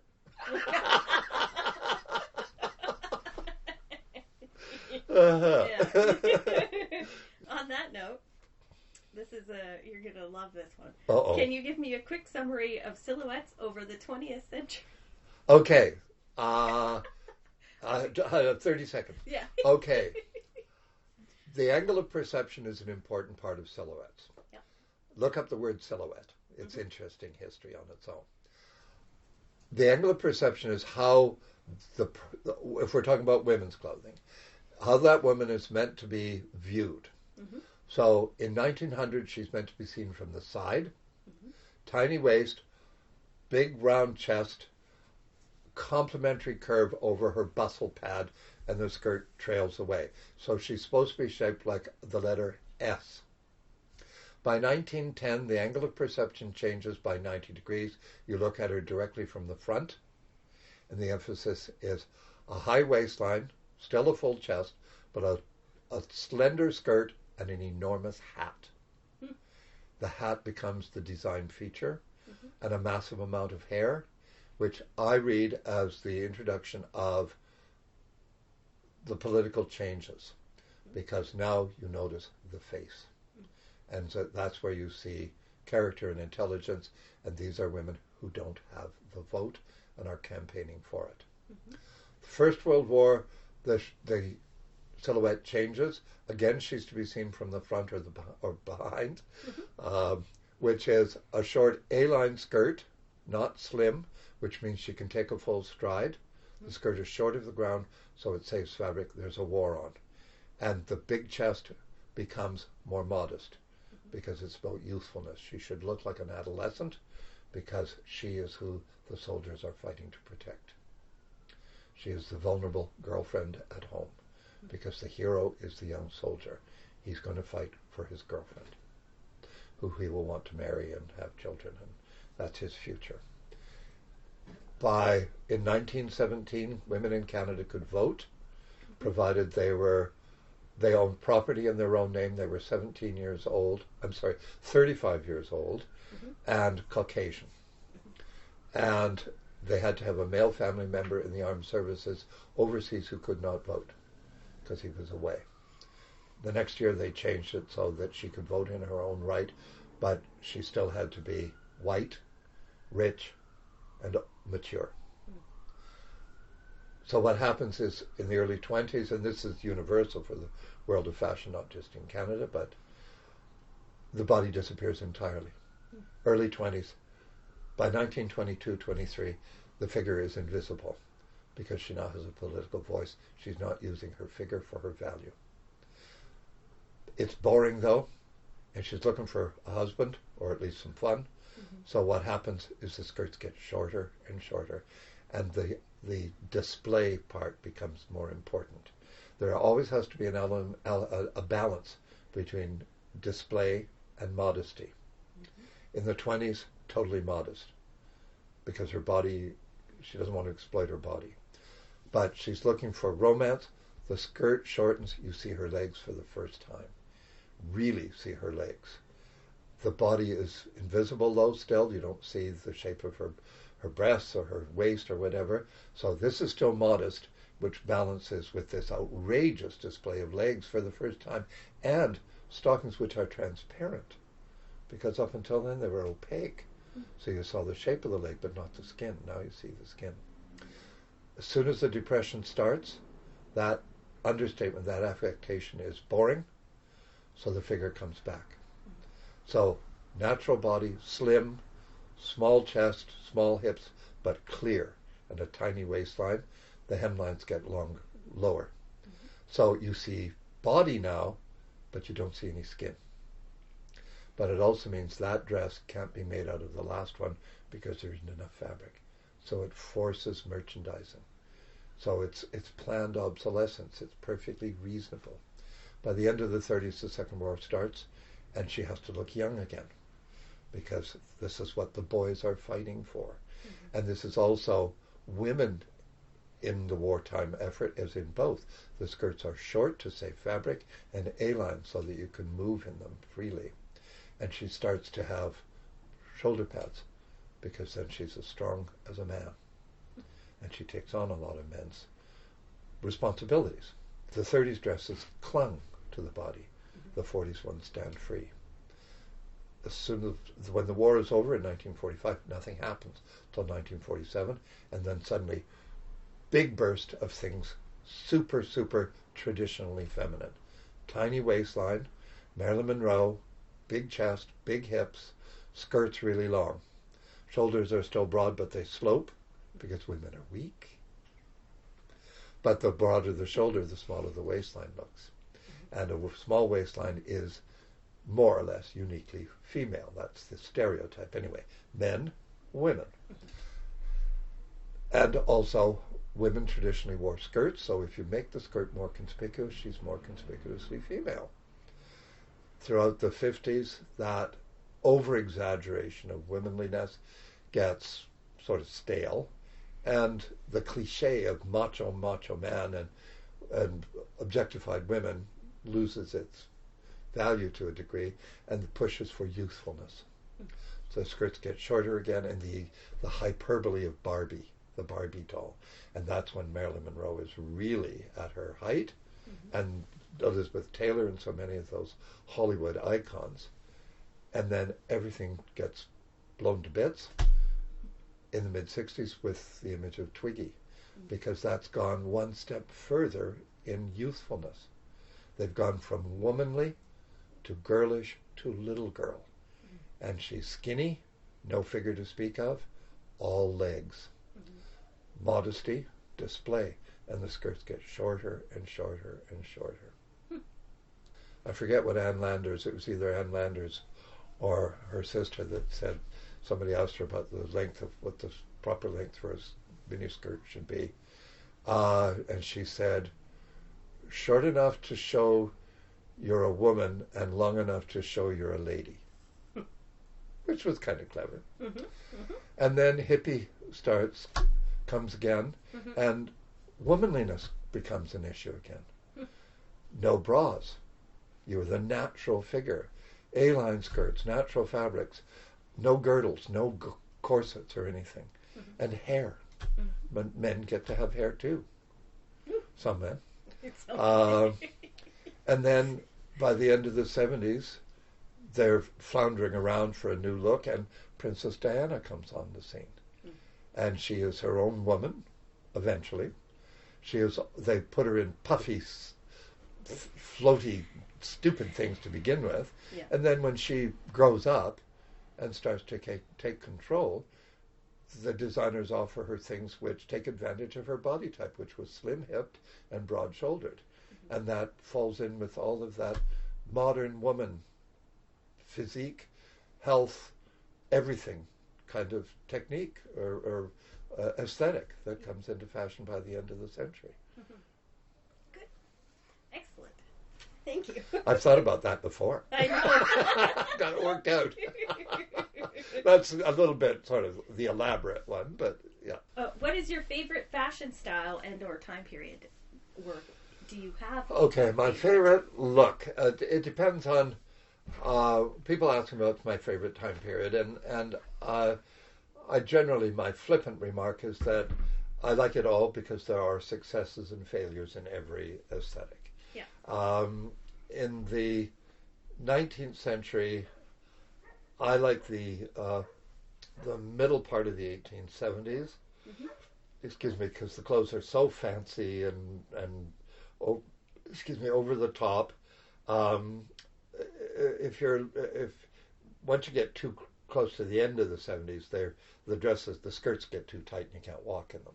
But about 1873, 74, they're so elegant, and the corsets make you stand in such and such a way. In the 20th century, it depends again on what the purpose is.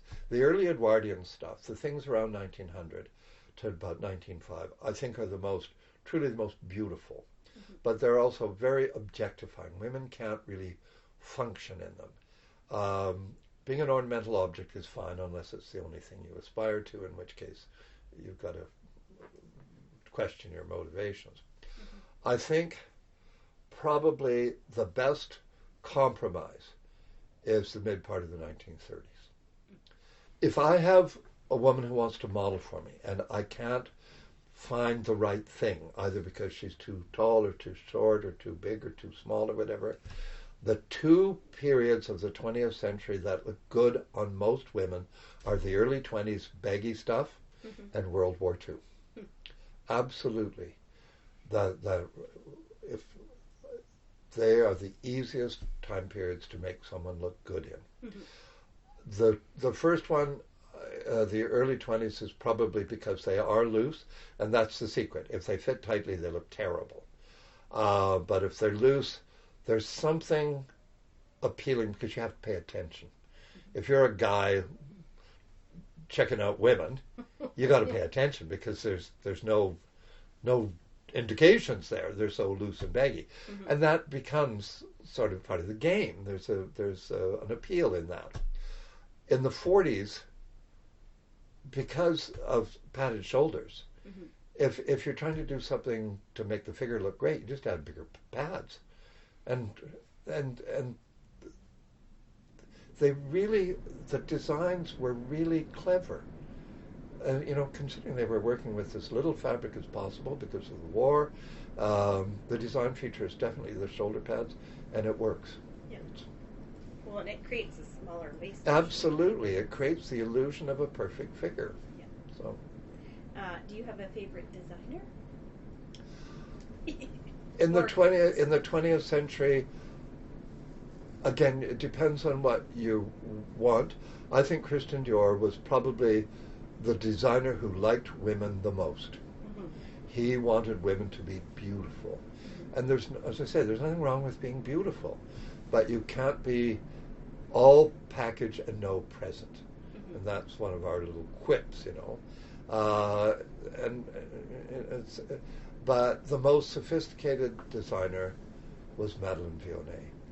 What she could do with a piece of fabric and a needle and thread, staggering. She made art. And lots of the others did too. But Madame Grey, her draping is spectacular. Some of the worst things from the 19th century, they're just masterpieces of confusion. There's so much on there. But Dior, he could make ball gowns that were remarkable. And you still see the woman, not the dress. But he made tailored suits that were so sophisticated. Shirtwaist dresses. Just something. Just proportions or precision, something. Yeah. He loved to make women feel good. I could just tell. And dead at 57, or whatever it was. He died very young. Yeah. And a lot of them, Yves Saint Laurent, he liked women to feel confident. He did brilliant things. Lots of them did. Karl Lagerfeld, he was a character and a goofy guy, but he seems almost like it's more about the person wearing the clothes than it is about aspiring to something that's being dictated, right? Like rather than challenging the boundaries of fashion, it's more about focusing on making the person. I don't know. That's just my thought. Yeah, no, it's an interesting thing. There's so much ego attached to in that world as well, in competition. I'm glad I don't make anything. All I do is look at other people's work and I'm impressed. What advice would you give a new collector who may be looking to establish their own collection? If you're going to start collecting now, you should specialize. Most of the collectors are women who collect for their wardrobes. They're looking for things they can wear. And that's fine. I understand it. I don't do that. I did it more in hippie days when I had the best badges on my clothes you could imagine. However, as I mentioned, I have friends that do specialize. Melanie collects corsetry, but other underwear as well, and has developed a spectacular collection. Klaus Janke collects German and Austrian fashionable occupational stuff, and his collection has now become a societal document, realistically. There are people who collect just handbags because they're easy to store, and there's a lot of variety. People who collect hats. Hats aren't easy to store. That's part of the problem with them. But they fit. Handbags always fit. That sort of thing. Most museums collect specifically from their own communities, which I can understand. They have to have boundaries, otherwise they get more things than they can handle. I know several men who collect men's clothing specifically. I do have friends who collect militaria, First World War in particular, because it's old enough that they're not going to be inundated with stuff. There are people who collect occupational. They collect for the bus companies. They only collect bus things. There are people who collect only flight attendant uniforms, you know, and that way it's fun. They can become a specialist in that field, so they can occasionally be called upon to do a program or an exhibition because people are interested.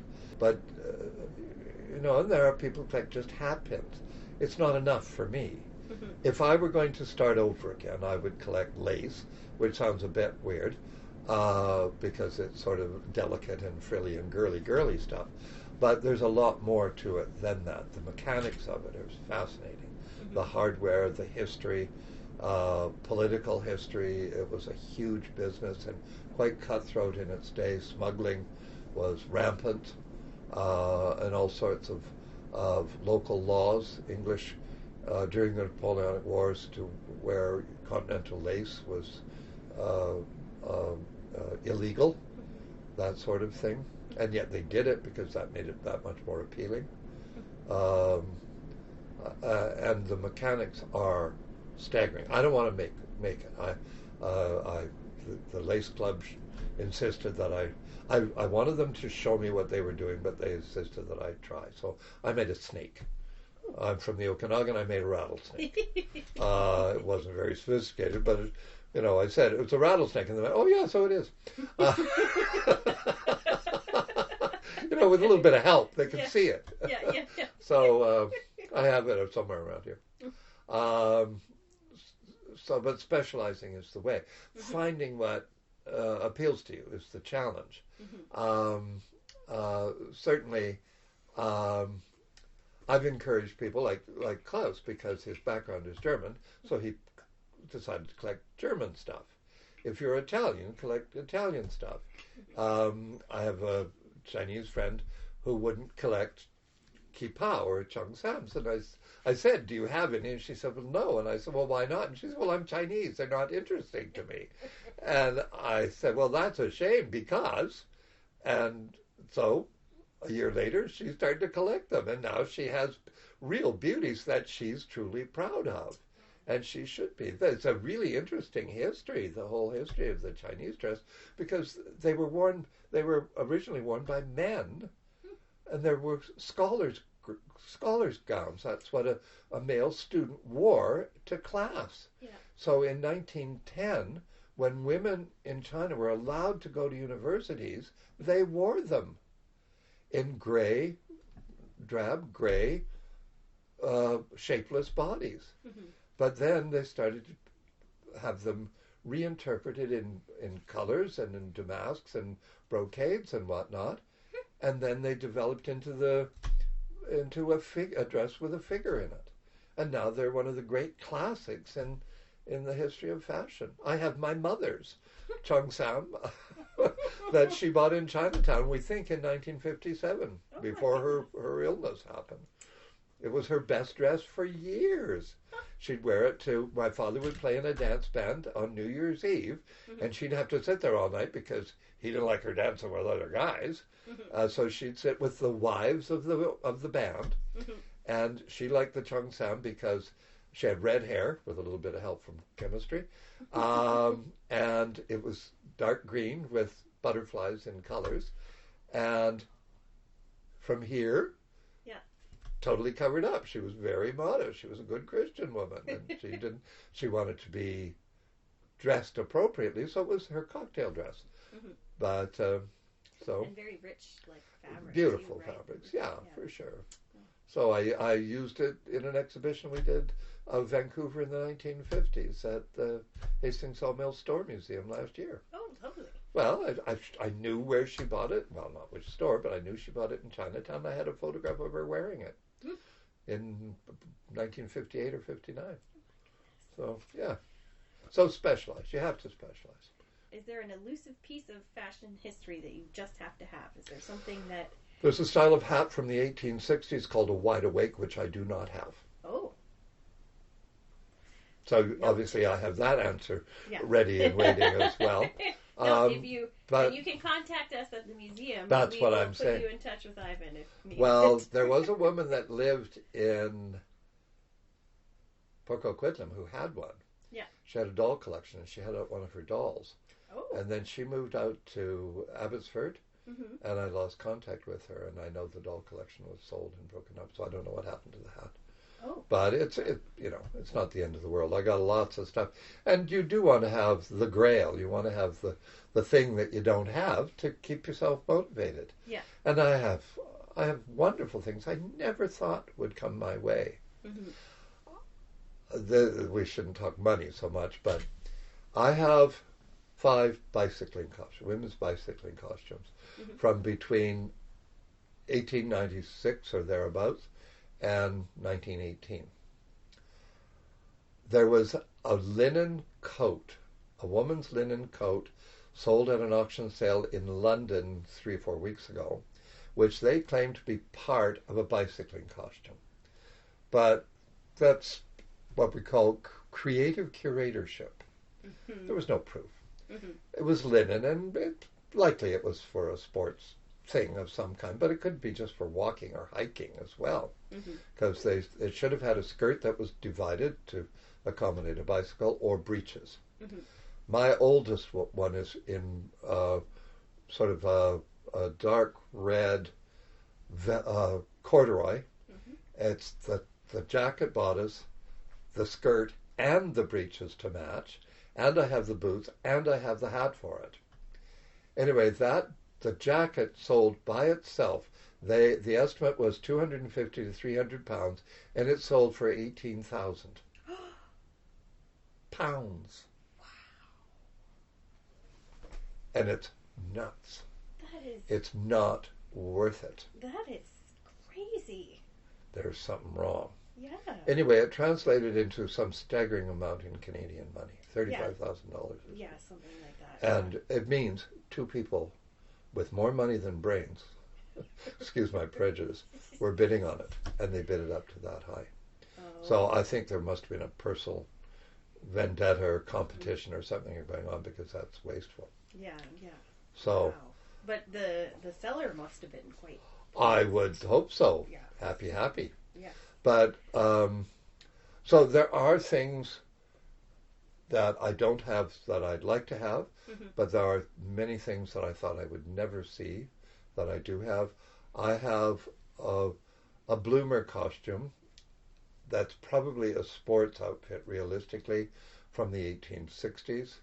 I have never seen another one.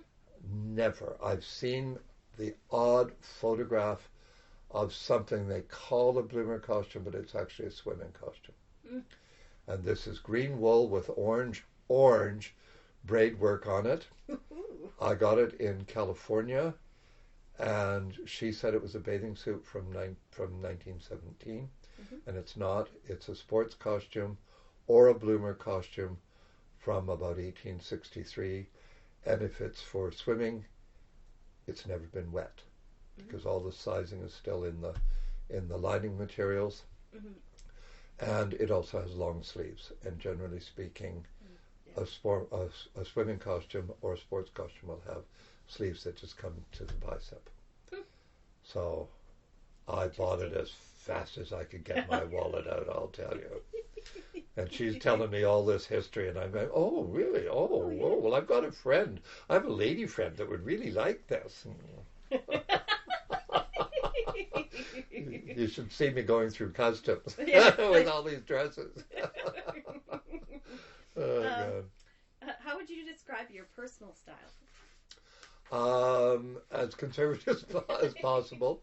I had my time in hippie days where I wore, I didn't wear headbands, but I had long hair and a ponytail, and I wore jewel, love beads, and tie-dyed T-shirts and stuff. I was always pretty orchestrated. I was never much of a one for physical fitness, so I wore clothes instead of flexing muscle for my appeal. I wore a lot of vintage shirts. I used to wear a lot of shirts with detachable collars, without the collars, of course. 40s blazers and things like that. I always liked tweeds. Bell bottoms, but I was always a big guy. I mean, wearing bell bottoms is a mistake when you're 200 pounds. You just look goofy. I also always had trouble getting shoes. My feet are very, very broad, so I couldn't wear vintage shoes, which was fine, but even conventional shoes. So I wore sandals a lot simply because, excuse me, if I wore sandals, my feet didn't hurt. But now I wear the old man shoes that my father wore, not his shoes, but the same type that I swore I'd never wear with the toe cap, but the only ones I can get that I wear a 13 triple E, and they still hurt because my feet are too broad. Oh my goodness. I always wear black socks because they always match, so you never have to look for pairs. I wear black trousers all the time because they don't show the dirt. I wear a lot of t-shirts and shouldn't because I'm too fat, but I don't care. And I wear blue chambray shirts all the time, and I would have worn one today, but they're in the wash. So super conservative, Yeah. ordinary. Low-key. I like to be inconspicuous because the show is on the stage. Yeah. And I'm the moderator, that's all. I understand you have quite a collection, obviously. How Yes. do you see it being used after you retire, quote unquote? Well, Are you ever going to retire? I'll retire. Officially. I'll retire when I can't do it any longer. Yeah. I'm 76, and I am lucky. I see people my age who are old, and I don't want to be like they are. I'm having a little bit of knee problems now and again, but very little, and I just am very careful until it gets better again. But there will come a time when it doesn't get better again, and I have friends that have had to have replacement joints, and they have arthritic problems, and their hands are going and whatnot, and their vision is going, which is the one thing I fear the most, of course, because I read a lot. I don't have television, so I have a lot of books. When I retire, well, my hope is that by the time I'm 84, most of the men in my mother's family anyway died between 84 and 87. And I hope to do better than they did because I don't smoke, because I regrettably have quit drinking, at least as much as I was. I eat well. I do get a fair amount of exercise. The best exercise that you can hope for is carrying around a bunch of beaded dresses. They're bloody heavy. A box of beaded dresses weighs 30 pounds, and you're carrying them up 3 flights of stairs. Believe me. Oh, yeah. No wonder the knees go. Yeah. I want to start a health spa just on collecting clothes, and getting things off shelves, and lifting and toting. It's good. Sewing someone into a costume. Yeah, for sure. Yeah. Sticking pins in yourself. So anyway, so we've seriously started to try and catalog what I have. I'm going to cut it down to the real collection because not doing as many fashion shows. I keep a lot of things that are the teaching collection. So they're not best of. They're middle of the road stuff. They're fashionable or they're good stories or whatever, but they don't need to be kept forever. So by the time I'm 84, I'd like to have it out of the house. I want to be able to spend some time in the hammock that friends gave me that's still not hooked up because I haven't got time to use it. But it's there. I want lie in my backyard reading Dickens or something or other, and with the cat, and just do that for the last 20 years of my life. I'm dying at 104. That's the plan. Good. So if I retire at 84. Now that, I mentioned Dorothy Burnham, I think, earlier, who was the curator of textiles at the Royal Ontario. She's the one who told me that she was a specialist, not an expert, and I took the page out of her book for that one. She also had donated her collection of Canadian overshot coverlets to the Royal Ontario Museum, and I think she had quite a few, 35, somewhere between 35 and 50 of them. These are all Canadian-made, hand-woven, with of different kinds of patterns, some of them just geometrics, but a lot of them with roses, and a lot of them, the weaver worked their name and the date into the pattern. So they were important pieces of Canadian history. And I said, do you help them out at the museum when they curate an exhibition? Mm-hmm. And she said, when I gave my collection, I walked away. Mm. I am not going to cause grief with the curator. Mm. So my hope is that, again, I can use her as my inspiration. And when I give my stuff to the museum, Mm-hmm. and someone is curating an exhibition, Mm-hmm. and I walk in, and they put the wrong date on a piece of clothing, I will have the grace to say, it's beautiful. I'm so glad you used that dress. And go home and pour myself a glass of whiskey and drown my frustrations. But I hope if they ask me, Mm-hmm. I will offer an opinion. Yeah. But I want them, I want to be the bigger person. I want to say, no, it's your turn now, you do it. Mm-hmm. And there are people who I've run across who are going to be capable. Yes. Yeah. They're too young now, Mm-hmm. but if they stick with it, by the time they're 50, Mm-hmm. which is young from my perspective, Mm-hmm. they will have it. They'll have it. You have to be disciplined and not make it what you want it to be. Mm-hmm. And that's a tough one. Mm-hmm. And young people often make things better than they are because they haven't been exposed to 50 of those things yet. They've only seen one or two, and they assume it's from the 1920s. Well, no, it isn't, because they made that same sweater for 30 years. Oh. So they've got one from the 1950s, Mm-hmm. and the label's rayon. It's Oh. not cotton. Yes. Yeah. So you know it's not the earlier version. Mm-hmm. And they learn. They don't want to because they love the thing so much. They want it to be something more. Mm-hmm. So, but you'll learn. I've made serious mistakes myself and real blunders. Mm-hmm. But that's how you learn, and it's okay. Mm-hmm. The problem is when you don't admit it. Yes, exactly. No. Yeah. So, so if I can give it up when I'm 84, I can still enjoy it, Mm-hmm. and hopefully, really enjoy the fact that it's of use. Mm-hmm. That I didn't keep it for nothing.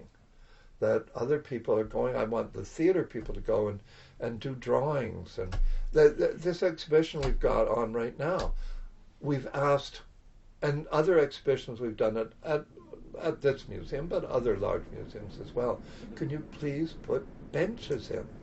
And they won't do it. What?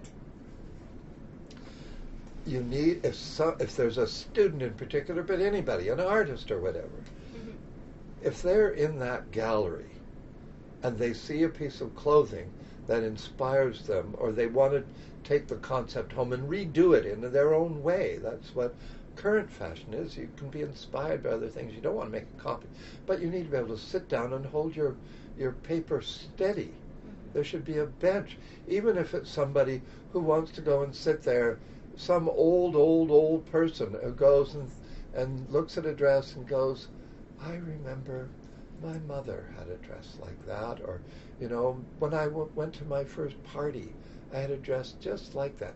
And they can sit there and enjoy that moment. Mm-hmm. So, benches, I don't see why they don't want to put them there. Just take it in. Yeah. And people on walkers and with canes and whatnot. I'm old enough now that those things are reality. Yeah. I've got friends that just had a car accident, and they've graduated from wheelchairs to walkers, and they're excited because they're now on walkers. Mm-hmm. She's 77, he's 73. So I can understand they think they're getting that much closer to being back to healthy. I think it's just part of customer experience too, right?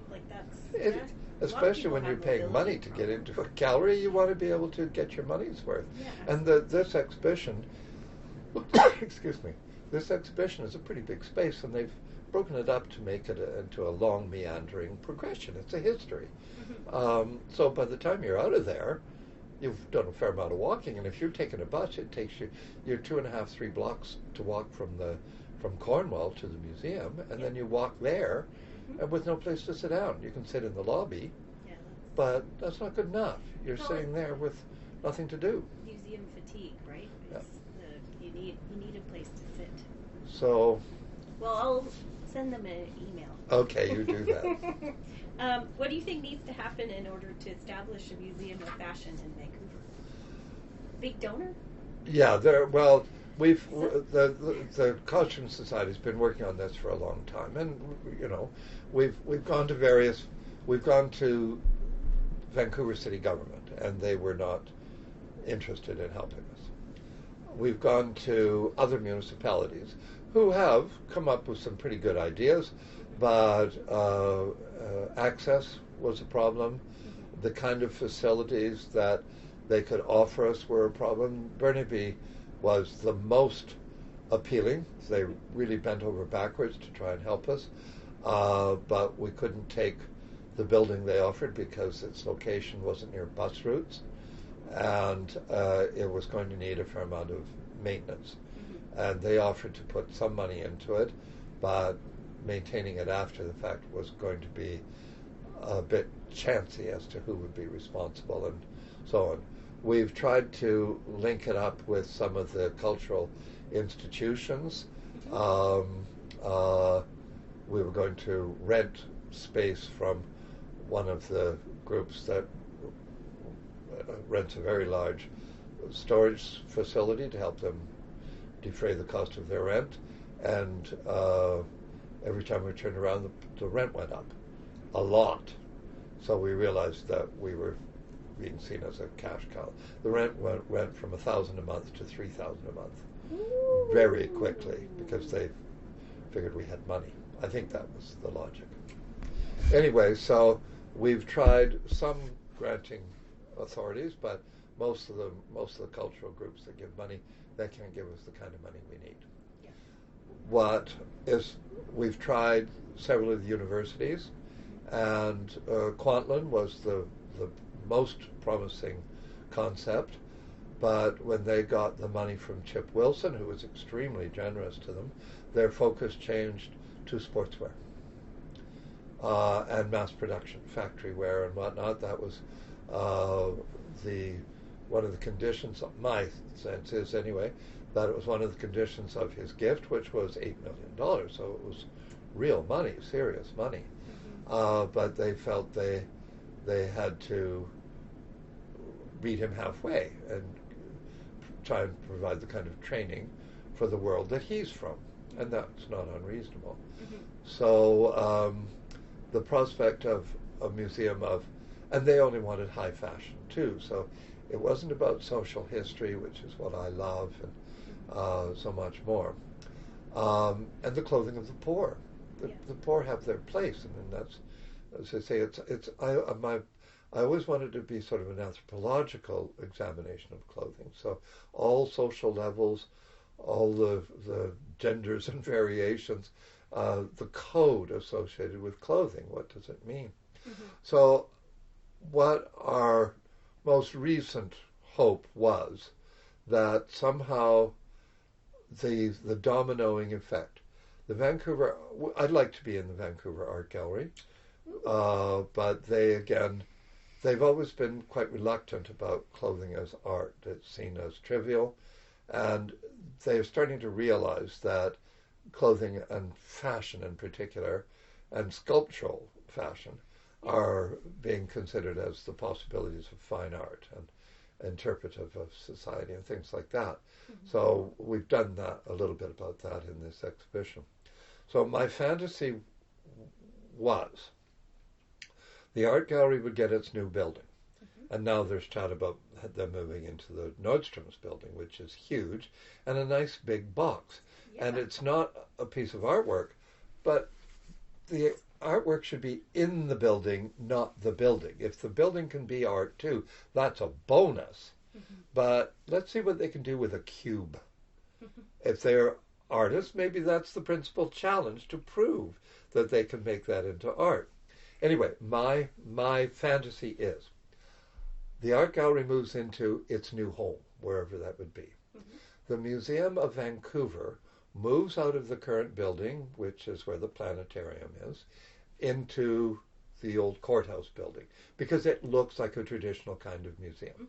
And they can deal with history and their ethnographic collection and their social history and the industrial history, commercial history of the city and so on and so forth.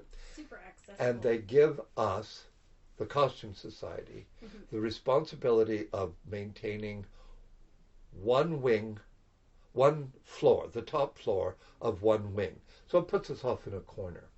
My reasoning is that we will be so popular that the public will be forced to go through the boring parts to get to us, and we'll help get their population up. And, you know, that's tongue-in-cheek to a degree.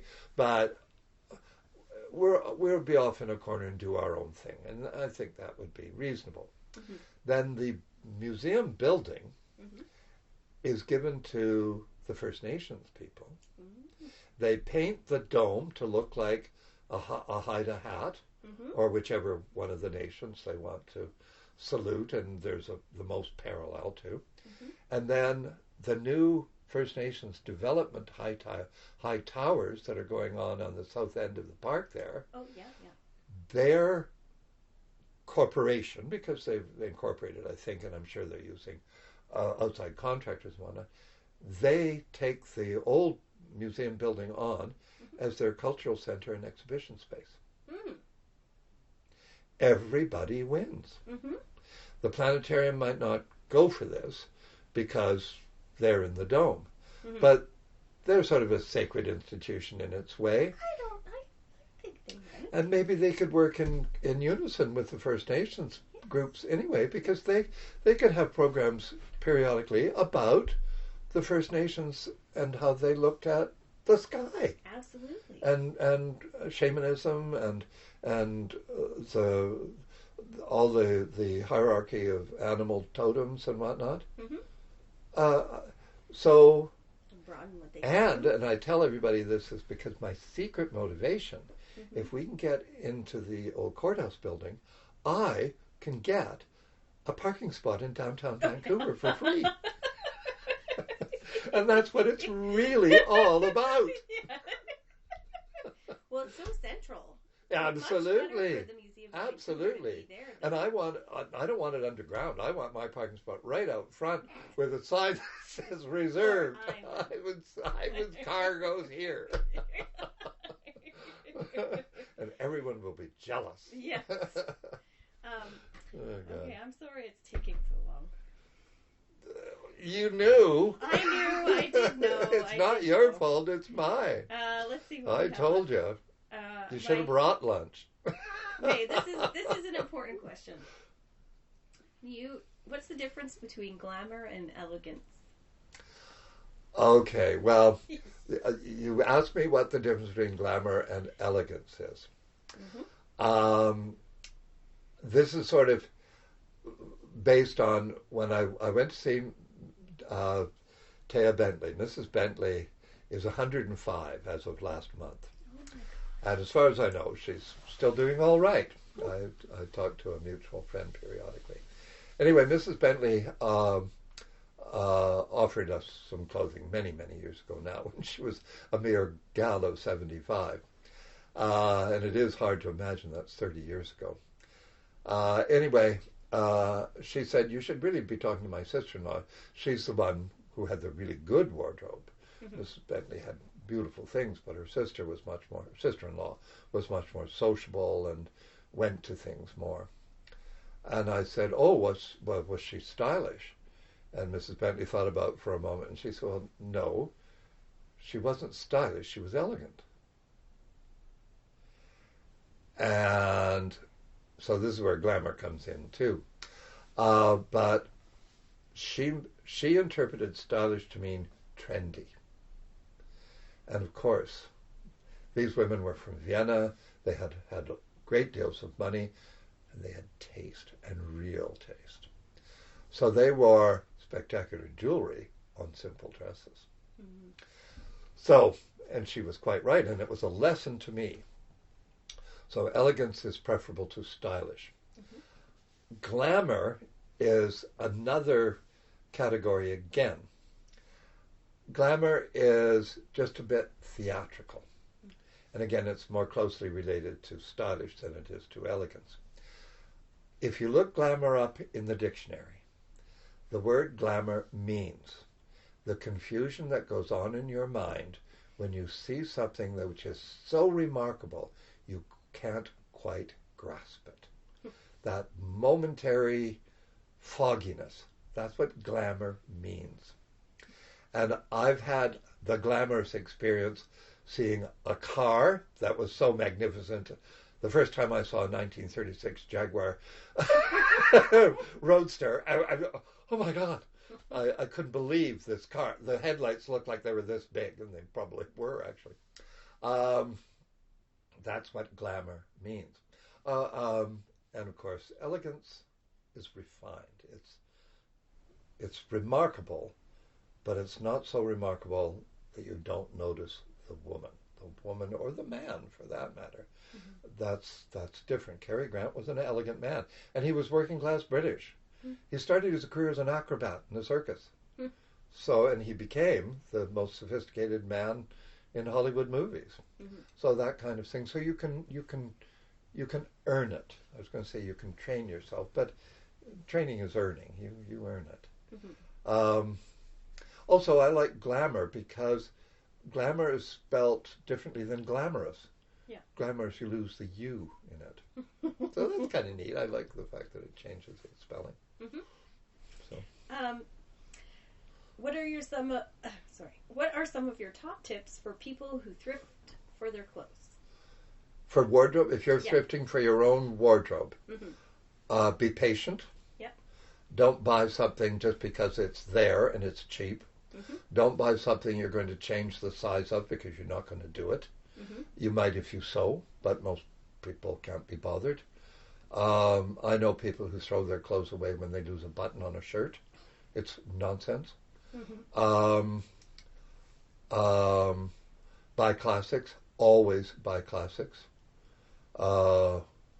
White shirts and black trousers are basics. A decent cardigan sweater. Mm-hmm. Buy decent fabric. Some of the synthetics are good. I don't buy them myself. I don't like them, generally speaking. But I have couture garments that are made of rayon. I have a Schiaparelli coat from the early 50s that's made of rayon. It's expensive. Mm-hmm. Expensive rayon. She bought the best rayon she could get her hands on. Duffel coats, pea jackets, decent jeans. Those are all standard things to have. And then you go crazy with your accessories if you want. Mm-hmm. And you go trendy with that. Mm-hmm. Never pay more than anything's worth. Good. What advice can you offer to the public who may want to look after a family heirloom that might be a textile, say a wedding dress or baby clothes or whatnot? How do you look after something that's precious without any budget is really what that means. Yeah. So if you can afford it and have access to it, you buy an acid-free box of the appropriate size. Mm-hmm. So you don't have to squish things if you can manage that. If you can't get an acid-free box, which will be expensive, a decent box that would take a suit or a dress in it or perhaps a man's winter jacket is going to cost you at least $30, and it might be $70. Use a clean cardboard box or metal box or whatever, line it with a sheet. Mm-hmm. So you create a barrier between your garment and the acidity which will be in the paper or what have you.